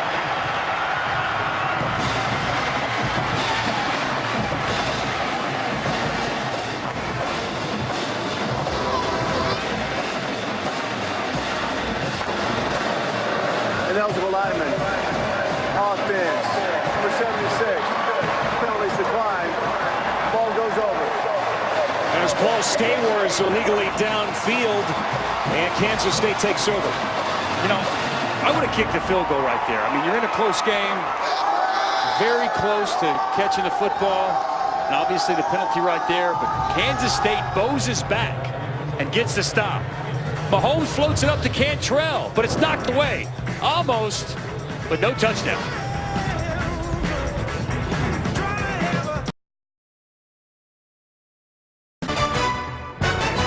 ESPNU College Football is brought to you by the classic double cheeseburger for just $2.49. Only at Carl's Jr. and Hardee's. Well, the band was lighting it up last night in Aggieville. I can attest. At the restaurant I was at with our producer, Andy Bach, they were letting it fly out there. Great feel around Aggieville on a Friday night before a game here in Manhattan. I was in REM sleep about that time. Yeah, you were.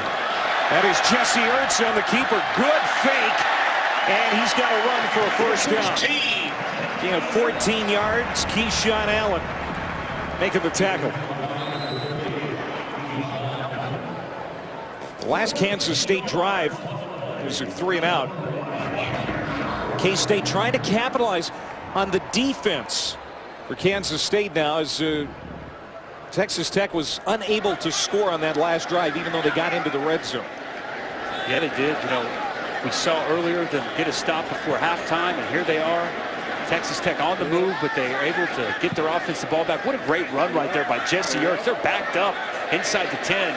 He gives them nice breathing room to get this drive going. He's going to carry it here, too. And he's got another 1st down. That's a gain of 13. For me, this is when he's at his best, using his athleticism. A little zone read right there. He's going to get to the perimeter. Nice cut, follows his block. Gets his offense out of jail, and you see right here, going to cut it all the way back. No one there to set the edge, and Jesse Ertz. A couple of big runs to start this drive for Kansas State. 6 carries, 78 yards. Rushing touchdown for Ertz. He'll throw here, though. It's low, and it's incomplete to Burton. You know, yesterday I asked Jesse about his knee. Of course, that ACL on the right side has been torn a couple of times. He said any residual pain there. And he kind of scoffed at me. Yeah. Like, how dare you ask me? Of course not. I'm running with confidence. And I think we've seen that.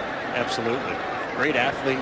Got some good speed to him. Just good feel out in the open field as a runner. Yeah, he's Kansas State's leading rusher this year. He's leading the team in rushing so far here tonight as well. That's tipped at the line. And lands incomplete. Gary Moore, the rush end, who came out of high school as a wide receiver, now a very good D end.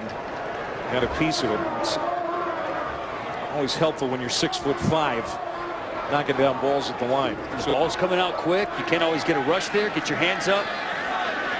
Try to do right there. Deflect the pass. So now 3rd and 10 for K-State. Ertz runs again. He's got the first down. There is a flag. This may come back. 20-yard game. It doesn't look like it's going to hold up. We're going to hold it right there. Holding. Number 61. 10-yard penalty. Replay 3rd down. Second penalty against the Wildcats. Abdul Beecham going to get called. That's a takedown right there. Negates a big first down run on 3rd down by Jesse Ertz. Quarterback draw is a designed quarterback run game right there. Invite the defensive lineman up the field. You run it right up the middle, but you can't hold it. Bill Snyder has always required a physical, mobile quarterback. We've seen many come through his system. Quarterback run game, a staple of what they do here at Kansas State. Back it up to the 22-yard line. 3rd and 20. Ertz heaves it down the middle of the field. Too tall. Intended for Zuber, who has a touchdown tonight. And the drive will stall out. You know, 3rd and 20 is not a high percentage play, but the protection was good. Zuber was open. The pass just sails high. That's where Jesse Ertz has to take his game. He's got to be able to convert on those plays when he has receivers open. I know it's 3rd and extra long, but still the man was open. He had time. He's got to deliver that pass on target. Batson to return this punt. And no room. Well covered. 39-yard punt. 7:35 to go in the 3rd.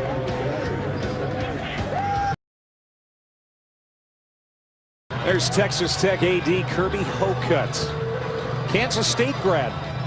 Former linebacker for Bill Snyder 25 years ago, but now at Texas Tech, and he's in his first year as chairman of the College Football Playoff Committee. Question for you, Dusty. Can the Big 12 recover from what has been a poor season so far and get a team in the College Football Playoff? I'm going to say no. I think it's going to be too tough. You know, Baylor, West Virginia still undefeated. But as you look at the Big 12, since they've gone to 10 teams and they've played the round-robin schedule, no team has gone undefeated. And when you look at this season, a lot of these teams from 1 through 6, 7, they're very close. So I think this could be a year where you could have a 2-loss Big 12 champion. And I'll tell you, with some of the non-conference losses and some of the teams that like a Baylor played, I think it's going to be too difficult to get a team in the college football playoff for the Big 12 this year. Outside looking in is the way I see it. Kiki QT with a 20-yard reception. Best starting field position for Tech here tonight. And they're quickly into Kansas State territory. Yeah, Baylor and West Virginia really the best hope now. They are, but when you look at Baylor, they're on a bye this week. That is complete. Another first down. Davis. And he's knocked out of bounds. Here's the remaining schedule for Baylor and for West Virginia. I mean, look how tough it is. At Texas Tech for West Virginia, TCU, at Oklahoma State. They got to go to Austin. You still got to play Oklahoma and Baylor. On the other side, Baylor, after the game against Kansas, they get 6 of the toughest teams in the Big 12. I just think it's too tough a sledding, too tough a road for either of those teams to go unscathed. And I don't see a chance that a team with a loss from the Big 12 will get in the college football playoff. First playoff rankings will be revealed November 1st on ESPN. That's quickly approaching. Inside the 20 already is Texas Tech. Doesn't take them long. Second down and 4 after that Davis reception again. There's 7 minutes to go here in the third. That pass snagged by Cantrell using that 6'3" frame to make the grab. Duke Shelley with the stop. Third down and short. Well, Cantrell's been impressive tonight. Yep. Catching the football with his hands. Knew he was a big target for Patrick Mahomes, but boy, he's showing a great job catching the football, extending drives. Oh, big third down for this Kansas State defense. They converted 8 out of 10 times on third down tonight. Play clock goes to 5. Got it off with 1 second to spare. And it's a Kansas State stop. Fourth down and 1. And again, Kingsbury is facing a situation here. What does he do? I take my points. I told you earlier I would take the points. I take the points here. As we see the Texas Tech field goal unit trotting out. Maybe he learned his lesson. Didn't go last time. Didn't listen to you last time, Dusty, and they failed. Well, you're in a 3-point ball game here on the road. You take these points when you can get them. You're in a dogfight. Here comes Clayton Hatfield. 3 for 4 with a long of 43 on the year. This from 35. I say actually 34. For the tie. Bingo. 31 apiece with 5:17 to go. Third quarter in Manhattan, Kansas.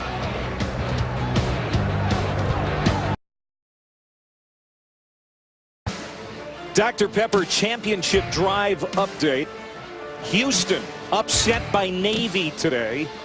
Ohio State now 5-0. JT Barrett and the Buckeyes winning over Indiana, and Texas A&M defeating Tennessee in 2 overtimes. You said that the Big 12 doesn't look likely to get into the college football playoff this year. A&M maybe now you got to start talking about them having a chance. Ohio State certainly looks good. Everyone was on that Houston bandwagon. Now got to take another look. They don't have any chance now. Being a group of 5 team with a loss. I know that they felt great about that win against Oklahoma. It was nice, but tough loss today against the midship. All right, Kansas State gets the football back. We're tied at 31 with 5:11 to go here in the third quarter. That was Navy's first win against a top 10 team since 1984.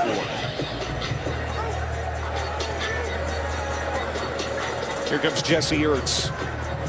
He is 7 of 14 passing, just 67 yards.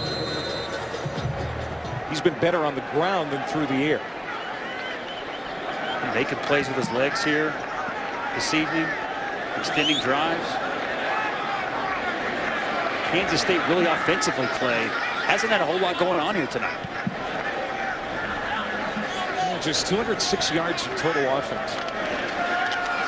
They've been held down by special teams and the defense. They're getting points over there. That's Dalvin Warmack on the carry. I want to go back to the Big 12, Dusty. And you know this league in and out. The league board meets again on October 17th. The biggest discussion will be potential expansion. A couple of weeks ago, several schools were ready to make presentations to the Big 12 in that regard. Where's it at now? You know, I think that there's not enough people, presidents, Bob Bowlesby, the commissioner, everybody's not on the same page. And I think until everyone gets on the same page, no one knows where this thing's going. You know, it's like 1 month, they don't want expansion. The next month, they do want expansion. And they don't want expansion. They can't make their minds up. And they're going to meet on October 17th. I think the biggest thing is that the leadership steps up. Whether it's Bob Bowlesby, these presidents, and they can find a common ground. They can be united and make a good quality decision for this league moving forward. The overall health of the Big 12, sometimes you wonder about it. You know, you look at the atmosphere surrounding the Big 12 showdown today and how great that was at the Cotton Bowl, and that Oklahoma win over Texas, and how great the league can be at times. And then at times you still wonder about the future as that one's incomplete. Isaiah Zuber can't make the catches, 4th down. The Big 12 standings, we talked about Baylor undefeated, West Virginia still undefeated. They still hold some hope for the league to get into the college football playoff. But the overall health of this league, how do you feel about it? I don't think the perception nationally is very good. Now, they hurt themselves by their non-conference, the way that they played poorly against opposing teams. And, you know, here, the outlook moving forward, I think it's very much in question. They can't get a conference network. There's really not any great viable options to bring into the league. So they're kind of at a stalemate right now and trying to decide what they're going to do. One thing that I do like, Clay, they will have a Big 12 championship game next season to at least when the College Football Playoff Committee compares the other Power 5, they're on equal footing with that 13th data point. I do think that that is a good decision and a step in the right direction for the Big 12. We've heard a few programs mentioned as best candidates if the league does decide to expand. In your heart of hearts, if they were to expand by 2, the best 2 candidates be? From a football perspective, that's what we're talking about. I think it's Houston and BYU. But the other side of that coin is you invite Houston in. That's a huge hotbed recruiting area for a lot of schools in the Big 12. So do you really hurt your other schools by inviting Houston and empowering them to really take over that recruiting ground in their own backyard? I would say yes. So, but those are the 2 best football schools you could add. Though I think BYU may add some things that are too difficult to overcome. DeMarcus Felton, a big run for Texas Tech. The official goes down. Penalty flags go down. DeMarcus Felton with his best run here tonight to the 33-yard line of Kansas State. Let's see if it's coming back.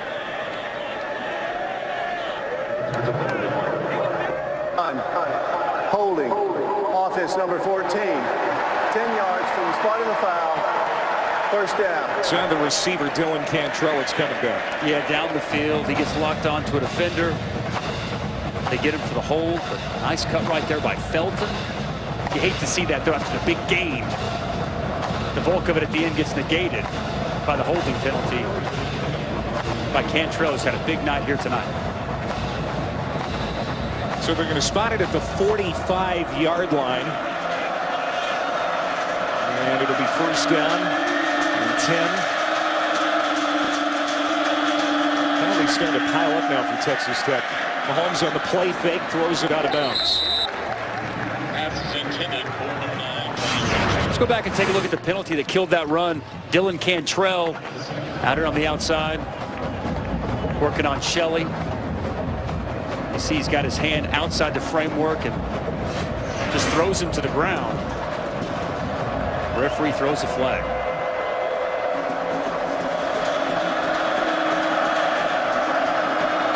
8 penalties, almost 100 yards against the Red Raiders. Just over 3 minutes to go here in the third in a 31-all game. Mahomes moving to his right, and he's going to walk out of bounds near midfield.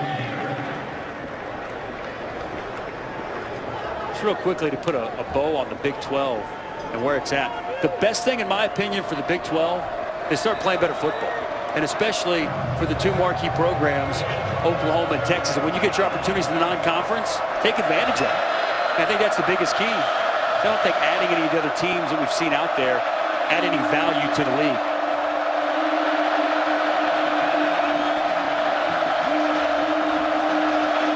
Another third down. We need the 45-yard line, and they've got it. Cameron Batson, they'll move the chains. By the way, Texas, the seat was already very hot for Charlie Strong. Now after the loss to the Sooners today, where is that situation? Not a good one for Charlie Strong down there on the 40 acres. And when you look at it, he's been below 500 since he's been there. Now his 3rd season.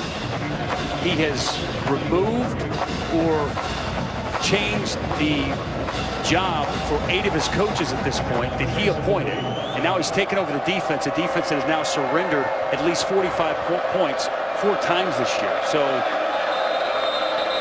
to say it's a rough situation for Charlie Strong down in Austin, I'd say is an understatement. Timeout, Kansas State with 2 minutes to go here in the third quarter. We step aside in Manhattan.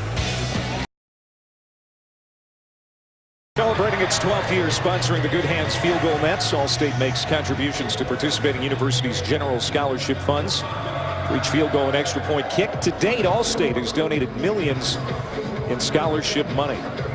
And a lot of offense here tonight in Manhattan, 62 points. It's almost 800 yards of total offense, including 460 through the air for Patrick Mahomes, the quarterback. And it reminds us a little bit of Cliff Kingsbury's days when the air raid was in its infancy in Lubbock. Had a chance to play against Coach Kingsbury a couple of years. 01-02. It's a tough quarterback, man. This is Texas Tech at the 41 of Kansas State. And now a timeout called by the Red Raiders. Each team with 2 remaining here in the half. Week 5 already in the NFL. I mean, this season is flying by. Jameis Winston will quarterback the Buccaneers against the Panthers, who will be without Cam Newton. Found out today that concussion is going to keep him out. 8:15 Eastern on ESPN. Coverage begins with Monday Night Countdown, served by Applebee's at 6 o'clock. Panthers have been a disappointment this year. Had a stranglehold in that NFC South. Not so much this year. Atlanta Falcons with Matt Ryan have been lighting it up. But a big NFC South divisional game right there between the Bucs and the Panthers. I'm keeping my fingers crossed for my Vikings this year. Looking good so far. Really good.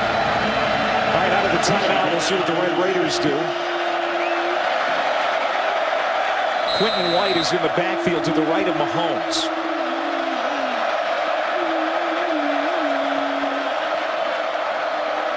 Has to check out of the timeout.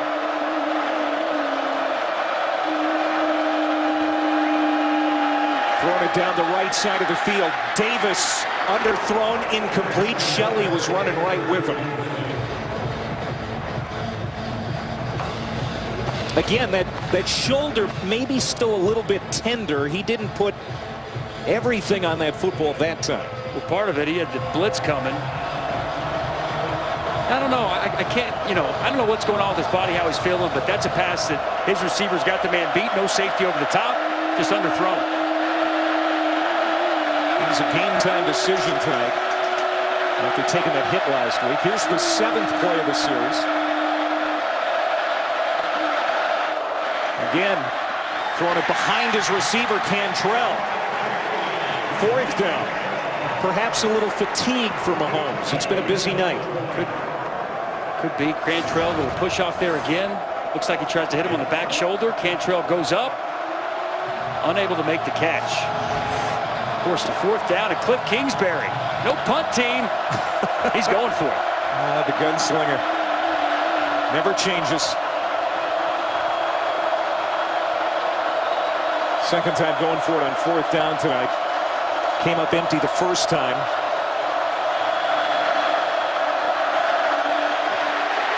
Big hit. Reggie Walker making his presence felt. And Kansas State will take over on downs. Well, 4th and 6.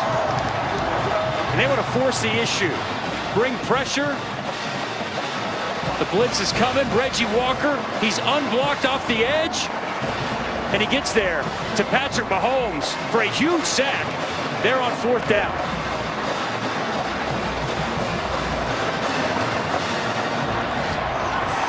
Smart gamble by Cliff Kingsbury.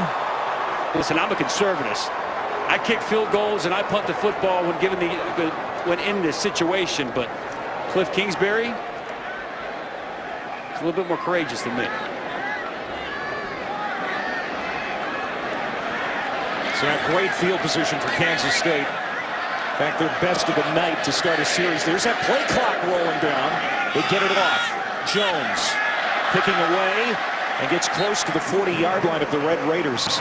We have not seen a play clock issue like we saw last week for Kansas State. It seems like they've cleaned that up. They have. They spent all week working on it. And they said, if we get in a situation where the clock is under 10, Jesse Ertz, the quarterback, it's on you.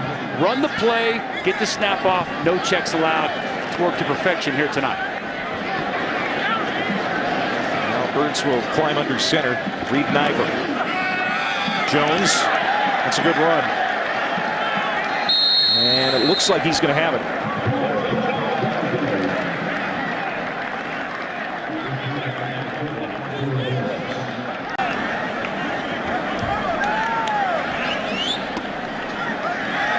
They got it. First down.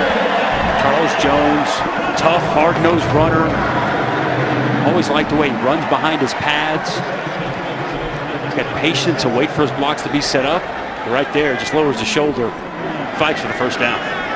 155 on the ground for K-State tonight. They stick with Jones. Another solid run. They'll move him again.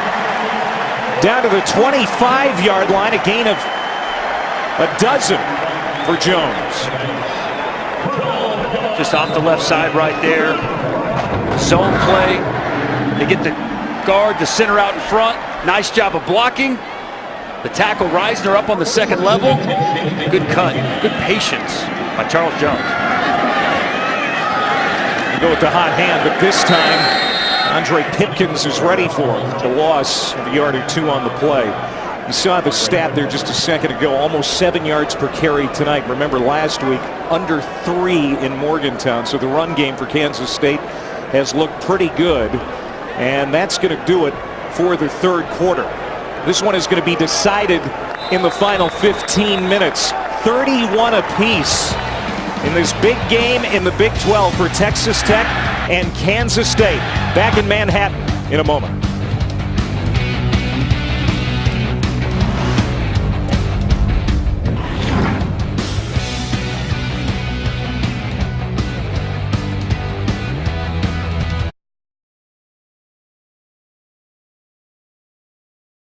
Matt Vick and former Sooner Dusty Dvorak ready for the fourth quarter here in Manhattan. Dare I say this has been a defensive second half so far. Just 3 points since halftime. We're tied at 31. 300 yards total offense more for Texas Tech. But it's a tie game. Second down and 11 from the 26 of the Red Raiders. Quarterback Jesse Ertz for K-State pointing, throwing, and caught! Incomplete. Dominique Heath made the catch, but he was out of bounds. Heath goes up and gets the ball. Man, his foot just out of bounds. Unable to get it in. Would have been a huge play for Kansas State.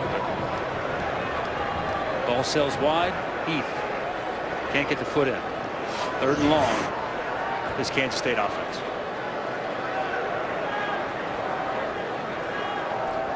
We're already within Crane field goal range.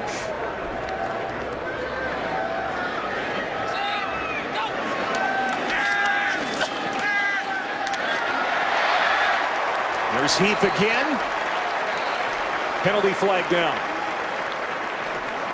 First down if it holds up. Kansas State believes it's going to go against the Red Raiders.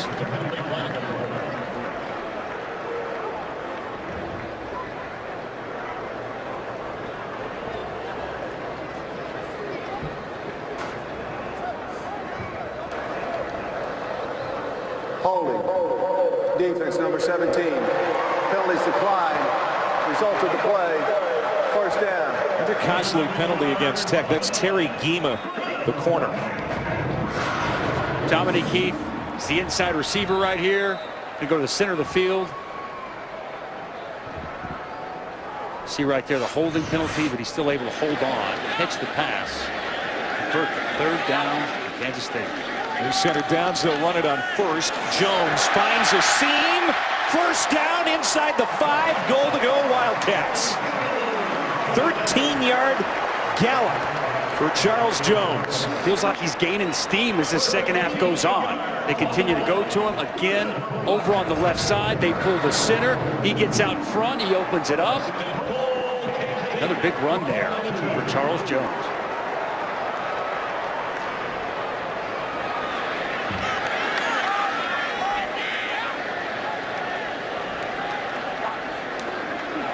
They feed him again. Touchdown. His second rushing touchdown of the year.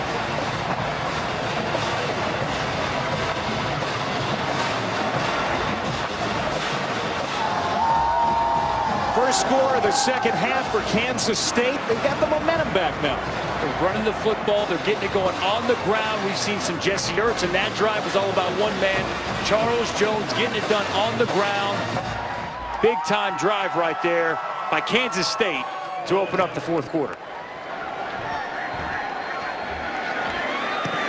Matthew McClain bangs home the extra point. It's 38-31 Wildcats. Well, it started with a stop on fourth down. Reggie Walker gets the sack of Patrick Mahomes. How about little Charles Jones? You see him follow his blocks, let him set up. The big run. It's been so good, let's go back to it. Charles Jones up the middle for another Kansas State touchdown.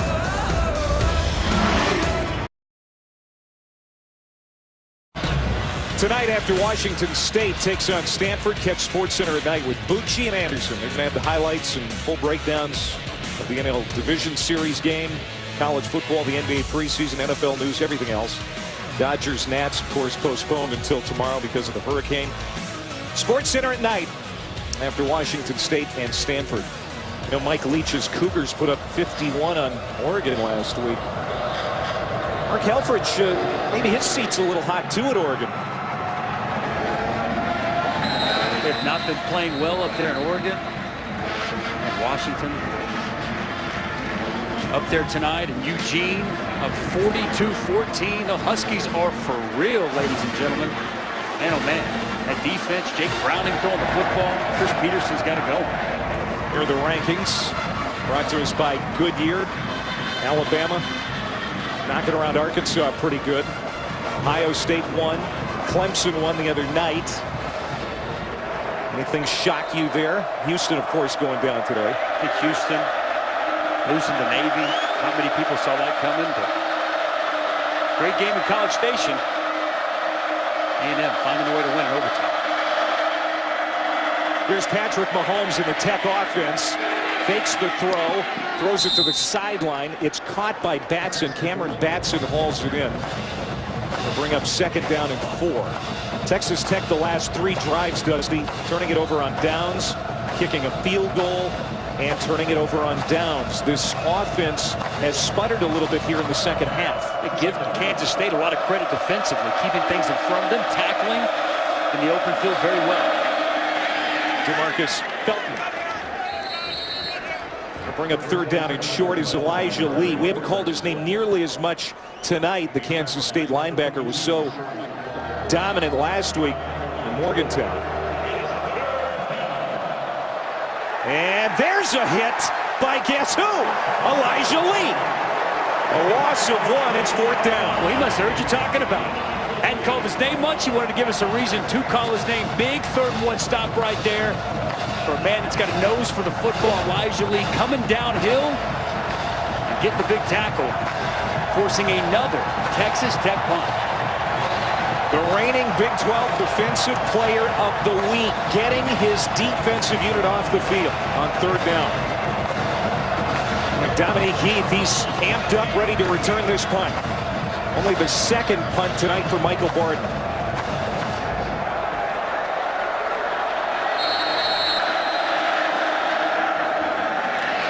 Timeout called by Tech. Just ahead of that play clock expiring. And the Red Raiders, with a lot of time on the clock, have just 1 timeout remaining. That's a bad timeout right there. I mean, Cliff Kingsbury can't be happy that he's got to burn one here at 12:45 to play. And as we've seen, as you see every week in college or NFL football, when you have to burn timeouts, when you have to waste timeouts, they typically come back to bite you in a 1-score game. Those timeouts are precious. I'm in Elijah Lee. And Bill Snyder saying, yeah, this guy's good, but he could play better. Was a talented football player. You see him snap those hips. Comes right in and makes a big tackle for loss. Gets his defense off the field. Forces Texas Tech to do something they don't do very much. About the football. Lee's got all the tools for the next level. It's becoming more and more apparent. He's got the size, got the speed, rangy, sideline to sideline. Good blitzer, tackler. He holds up in coverage well. Now Kansas State using a timeout. And they may have had too many players on the field, and Bill Snyder is not happy. Back in a moment.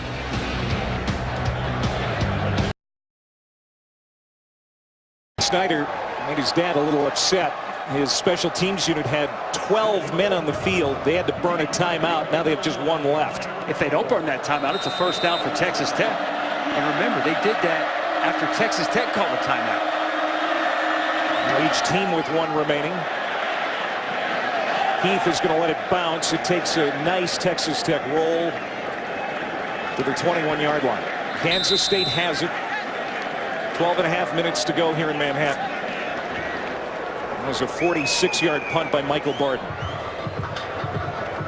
The Kansas State defense has really stepped up their game in the second half, coming up with stops, slowing down that high-powered Red Raider offense. And the last drive, starting to lean on Charles Jones, the running back, starting to get it going. Kind of feels like that Kansas State offensive line, Clay, starting to impose their will on the front of Texas Tech. Jones has 14 carries, 86 yards, and a touchdown.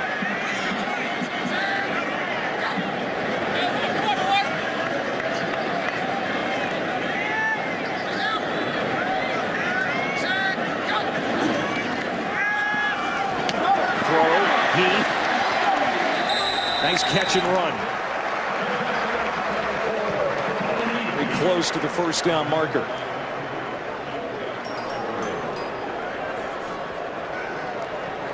Move the chains. He did get 10 and a first down. Hurt's been more efficient tonight, throwing the football at about 50%.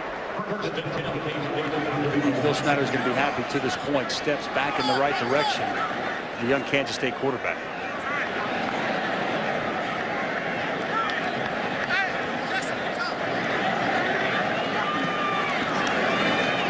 Jones. He's got some powerful legs. And he's shifty, can make you miss. Just keeps those legs churning for a nice pickup there on first down. Season high rushing tonight for Jones. Playing well. I just love the patience. He is not afraid to wait, allow his blocks to set up. You see the big hole right there. Following his center a lot tonight. They love to get the center out, pulling out in front. Right there, Charles Jones hitting pay dirt.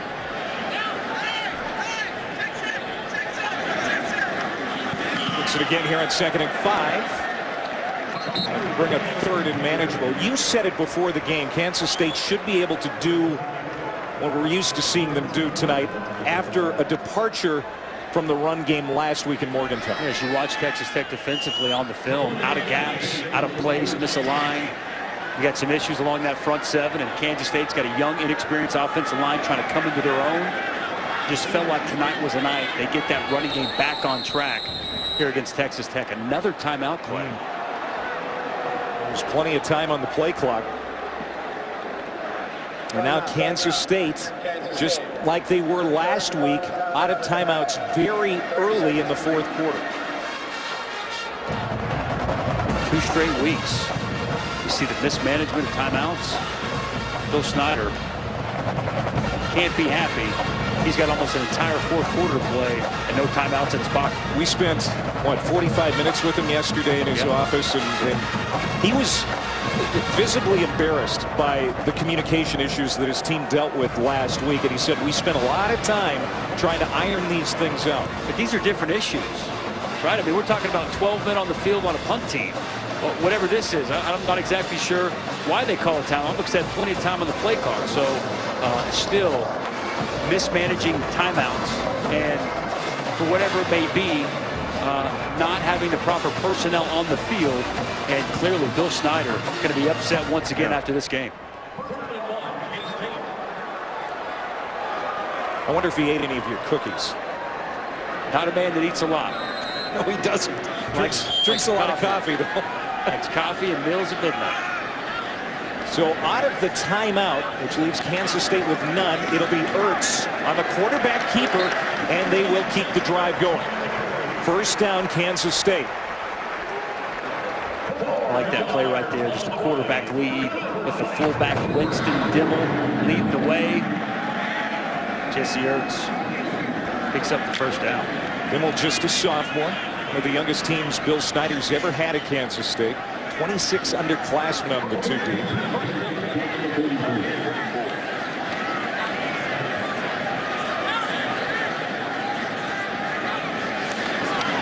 They run it again with Charles Jones. And he has stood up at the line of scrimmage. Let's look at the quarterback numbers. Again, Patrick Mahomes was a game-time decision because of the shoulder injury last week. He has put up outstanding numbers, especially compared to Ertz on the other side. But Kansas State has the lead right now, and the football. Kansas State's played better defense. They get the special teams touchdown, the defensive touchdown. So while Mahomes may be putting up better numbers, Jesse Ertz's teammates around him have played better. He's got Kansas State with the ball and with a 7-point lead here in the fourth quarter. Play clock down to 2. They get it off.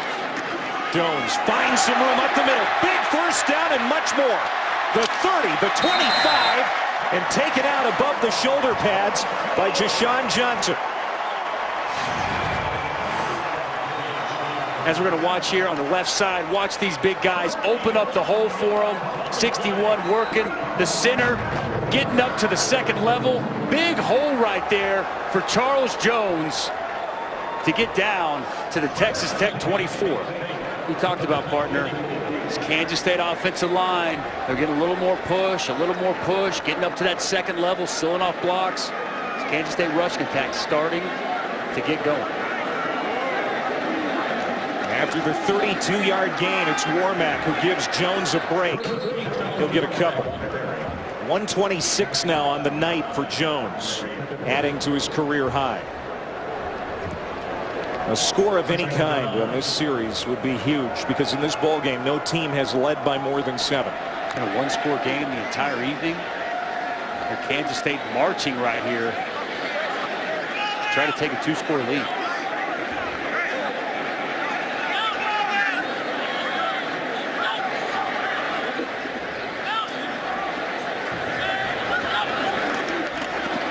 Ertz flares it out to Zuber. Stays in bounds. He's got the first down inside the 10. Isaiah Zuber. He is very athletic. We've seen that already tonight on that touchdown in the first quarter. We saw the quicks right here. Out in the flat. Makes a man miss. Tight ropes the sideline. Gets inside the 10. Setting up first and goal for Kansas State. Zuber, second time on the sideline. Remember the opening touchdown? He stays in. He reached out. Across the goal line and right there. Stays in bounds for a big Kansas State first down. Give him 16 on the play. First down goal to go for the Wildcats. And it's Warmack to the 3.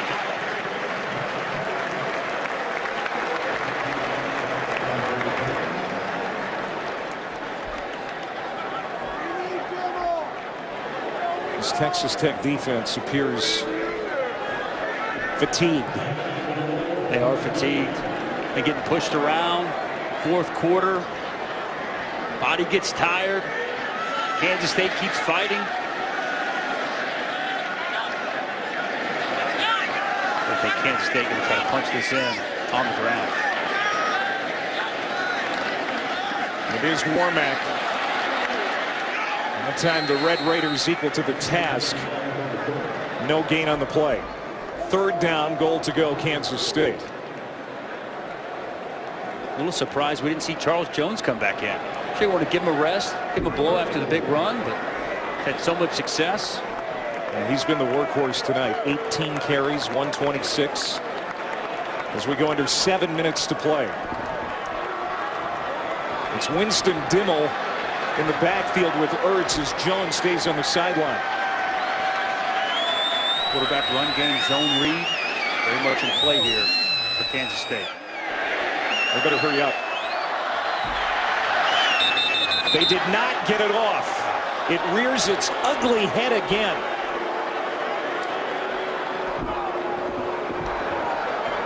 Prior to the snap, false start, offense number 56. 5-yard penalty, remains third down. Well, that's not the reason for the flag, but it's still shooting themselves in the foot. It is. And Boy, if they got that ball off, it was just in the nick of time. Too close for comfort right there, but you can't have an offensive lineman move in a spot like that. Third penalty against Kansas State tonight. So now they back it up 5. Third down and goal to go. Another late check by Jesse Ertz. Pressure to the end zone. And incomplete. Zuber, the intended receiver. Well covered by Justice Nelson. Fourth down. Try to find Zuber on a corner route. Was right there. Ball delivered. Zuber goes up to make the play. As it hits him in the hand, give Justice Nelson a lot of credit. That ball would have been caught, but he gets his hand on it. Forces the incompletion. Sets up the Kansas State field goal. Great coverage right there by the cornerback, Justice Nelson. Matthew McCrane had the game-winning field goal, potentially the game winner last week. Miss. He's hit from 20 tonight. From 25, he is good here. And that's a big score. Even though it wasn't a touchdown, they tack on 3. It's a 10-point game in Manhattan.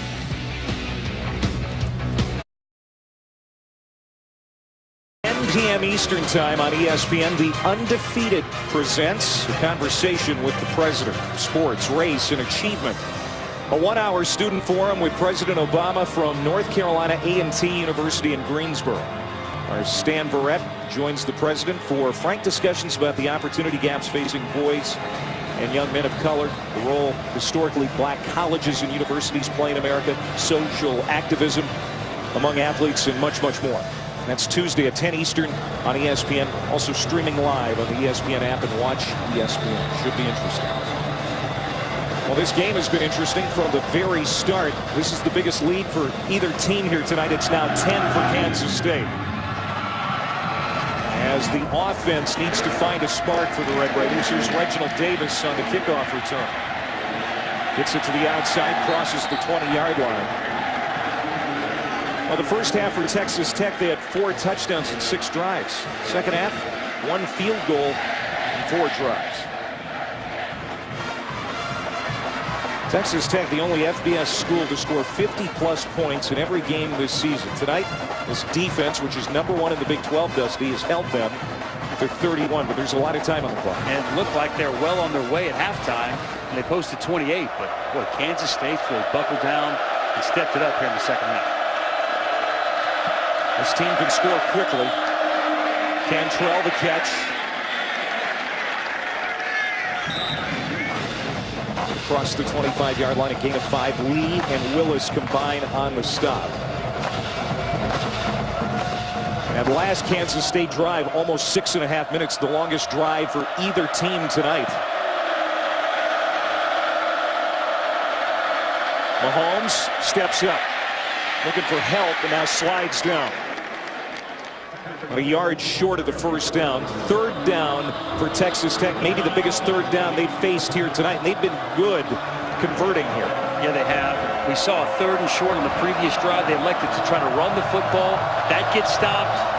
Be very surprised here if we don't see the ball in the hands of Patrick Mahomes for potentially a run-pass option. Tech is going to use its last timeout. It's 5 minutes to go, and neither team has a stoppage remaining. Much bigger problem for Texas Tech than is Kansas State as of now, as they're in catch-up mode. Boy, earning timeouts left and right here. Talked about it at the top of the broadcast, Dusty. Big game for both teams when you talk about the postseason, because the schedule is tough for both the rest of the way in the Big 12. And you look at Tech and look at Kansas State, considered middle of the pack Big 12 teams. You know, if they want to get to that upper tier, this is important tonight. It's a huge game. I mean, Kansas State's 0-1 in Big 12 play. You don't want to go to 0-2 in Texas Tech. They get the win over Kansas last week, but they need a marquee road victory for Cliff Kingsbury. You know, since he's come there, they have yet to have a winning record in Big 12 play, something they definitely wanted to correct and get right this season with their quarterback Patrick Mahomes. But Well, a loss here makes that more and more difficult to get to. Out of their last timeout, 3rd and 2. The pitch back to Stockton. He is rolled up at the 20 by Dante Barnett. 4th down. A loss of 10.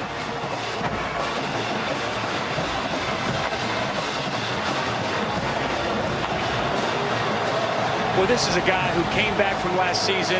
He had the shoulder injury. Watch Dante Barnett up at the line of scrimmage, the safety, the sure tackler, up the field, and he makes a big tackle. Well, Kingsbury keeps the offense out there. 4th and 11. They need the 32. Pressure. Mahomes over the middle. Underthrown. It hits Lee in the back. And Kansas State will take over. That ball did not have the zip on it that we saw early. You wonder if the shoulder's starting to bother him. They elect to go for it on 4th and 9. He tries to find Jonathan Giles. The ball really underthrown for Patrick Mahomes. He's got time to throw the football. Steps into it. His go-to target, Jonathan Giles, and hits the backside of Elijah Lee. Poorly underthrown, and sets up Kansas State in great territory play. They've got it at the 20-yard line. That is the 3rd drive this half for Cliff Kingsbury's team. That ends up being turned over on downs.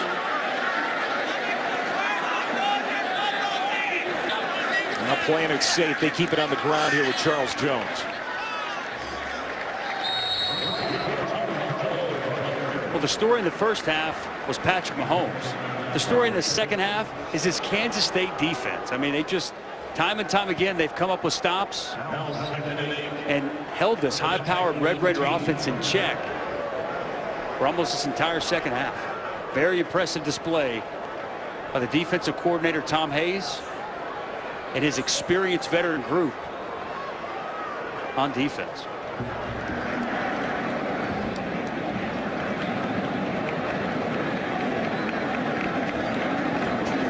This is Ertz. And he'll take a loss here. 3rd down coming up. They're easily within McCrane field goal range as you look at Tom Hayes, the defensive coordinator. 40 years in coaching, including stops as defensive coordinator at Stanford, UCLA, your alma mater, Oklahoma, and just down the street at Kansas. We were talking with David Gibbs, the defensive coordinator at Texas Tech. He actually G8 for Tom Hayes at Oklahoma back in 91-92. A lot of what he implements and some of the things he does, he learned from Tom Hayes. Ertz is playing it very safe. He stopped short of the line of scrimmage. He's happy to just go down. 4th down, and McCrane will come out to try and make this a 13-point game.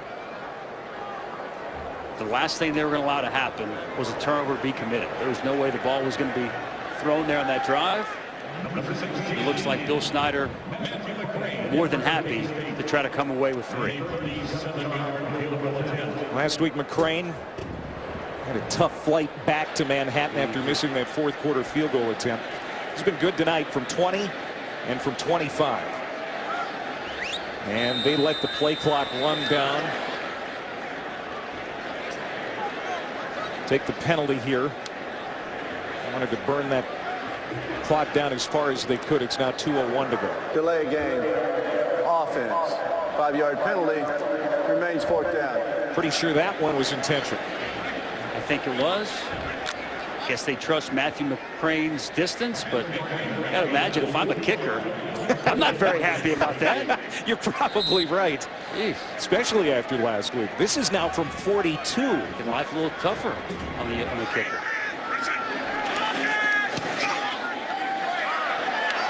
McCrane says nothing to it. Bangs it home, and it's now 44-31. K-State in the driver's seat here in Manhattan, Kansas. Coming up next on ESPNU, San Diego State hosting UNLV. Chance to see Donnell Pumphrey, one of the best running backs in the country. 750 yards through 4 games. Back to you. Yeah, worth sticking around here on ESPNU for this guy, Dustin. If you haven't had a chance to see him, don't turn the channel. This guy's electrifying, must-see television. One of the finest running backs in the entire country, and Donnell Pumphrey. Kansas State has a chokehold on this football game now. We have seen Cliff Kingsbury roll the dice a few times here in the second half, going for it on 4th down, and it just hasn't worked out for him. Here are the 4th down plays. Yeah, and it's the defense getting off the field here inside the 5-yard line. They elect to go for it. Good coverage down the field.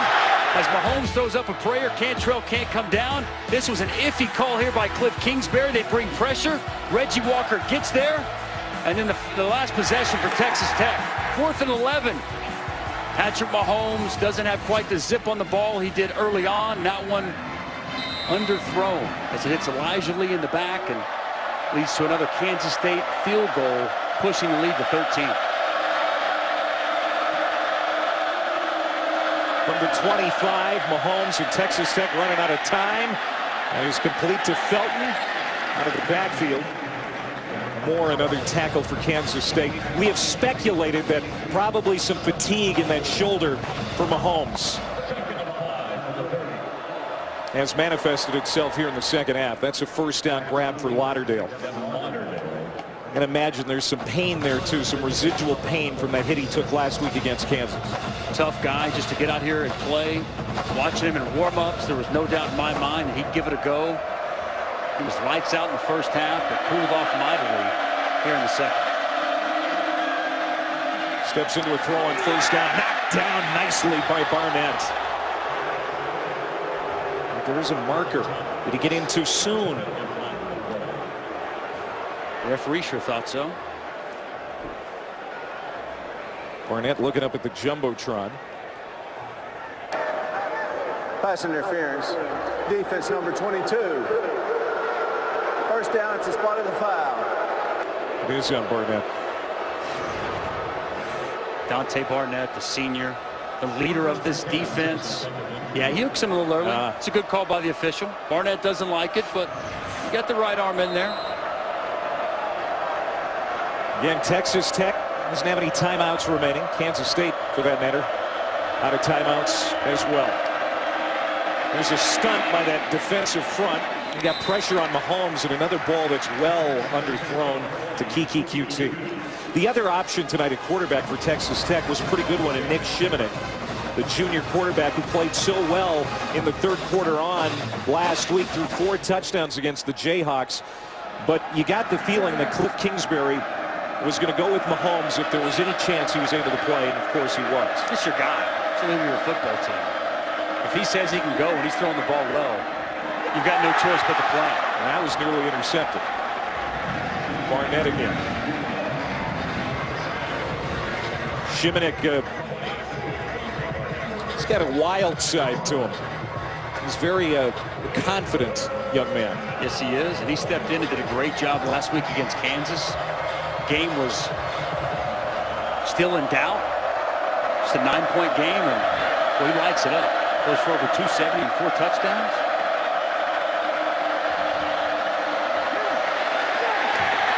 Willis, that's his 2nd sack tonight.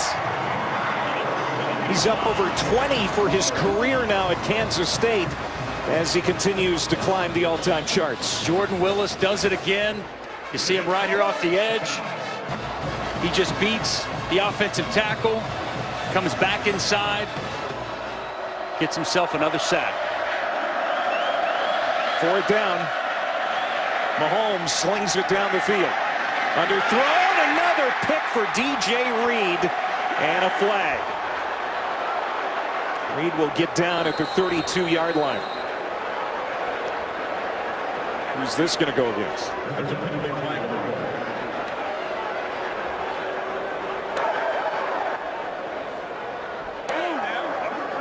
Pass interference. Defense number 2. 15-yard penalty. Automatic 1st down. So it's not an interception for Reed.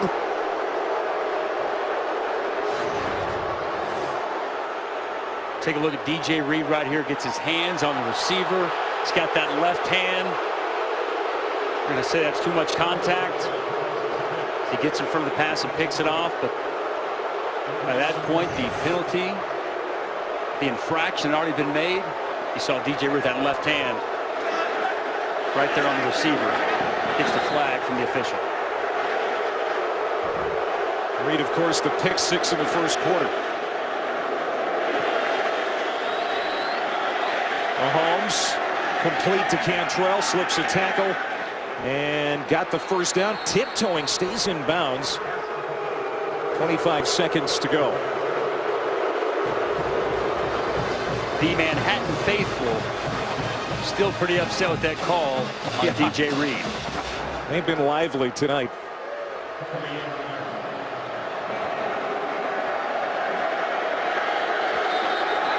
Movement on that right side. It's Justin Murphy again. False start. Offense. Number 73. 5-yard penalty. Remains first down. Third penalty on him. We talked about him quite a bit tonight. Justin Murphy, the offensive guard, typically plays right guard. It started the previous 4 games. They moved him out to right tackle because they were having some issues at tackle. And I don't know if he's not being able to hear out there. Credit the crowd noise, but a third false start penalty on Mr. Murphy. Mahomes gets away from the pressure, got it to Cantrell, takes a hit, makes the catch at the 14-yard line. With a Kansas State pass rush, they got their ears pinned back. They're coming. Patrick Mahomes, nice job there in the pocket, stepping up. Trying to end this night on a positive note. Mahomes backpedaling, throws it to the end zone.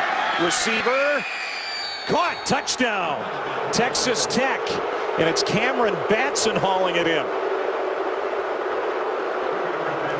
with 5 seconds to go. Credit to Red Raiders for continuing to fight to the very end. Mahomes off his back foot, lobs it up and allows Cameron Batson to go up and make a play. Pretty good coverage right there by Dante Barnett, but Batson able to come with it in the back of the end zone.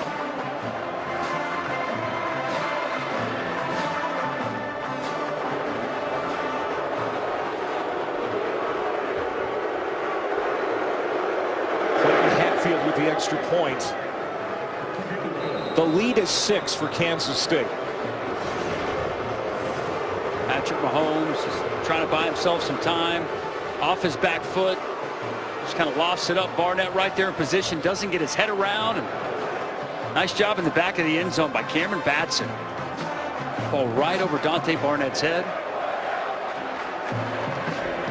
I'm afraid it's going to be too little too late, but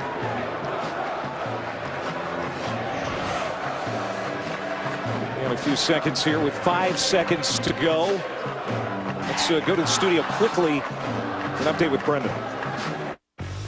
Yeah, Clay, coming up next, it's Donnell Pumphrey, as we mentioned, leading the FBS in rushing yards, 8 touchdowns on the ground as well. Less than 3 minutes from kickoff here on ESPNU. Back to you. All right, an onside kick coming here in Kansas State. Has to be very careful.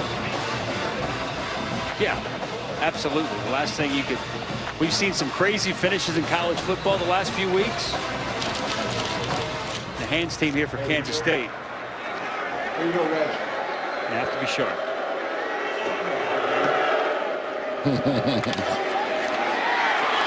Texas Tech has it. They got it. That is Lauderdale. It bounced right to his hands. He falls down in Kansas State territory. Still 5 seconds on the clock. And Patrick Mahomes and this offense still have a shot. Well, they get what they want. They get the bounce right there. And wow, Devin Lauderdale. Burton doesn't attack the football. He sits there and waits for it. Devin Lauderdale beats him to it. Gives the Texas Tech Red Raiders extra life. Here's the chance. The old Hail Mary at the end of the game. Now the Kansas State defense is going to send 4 defensive backs toward the goal line. Actually put 4 seconds on the clock.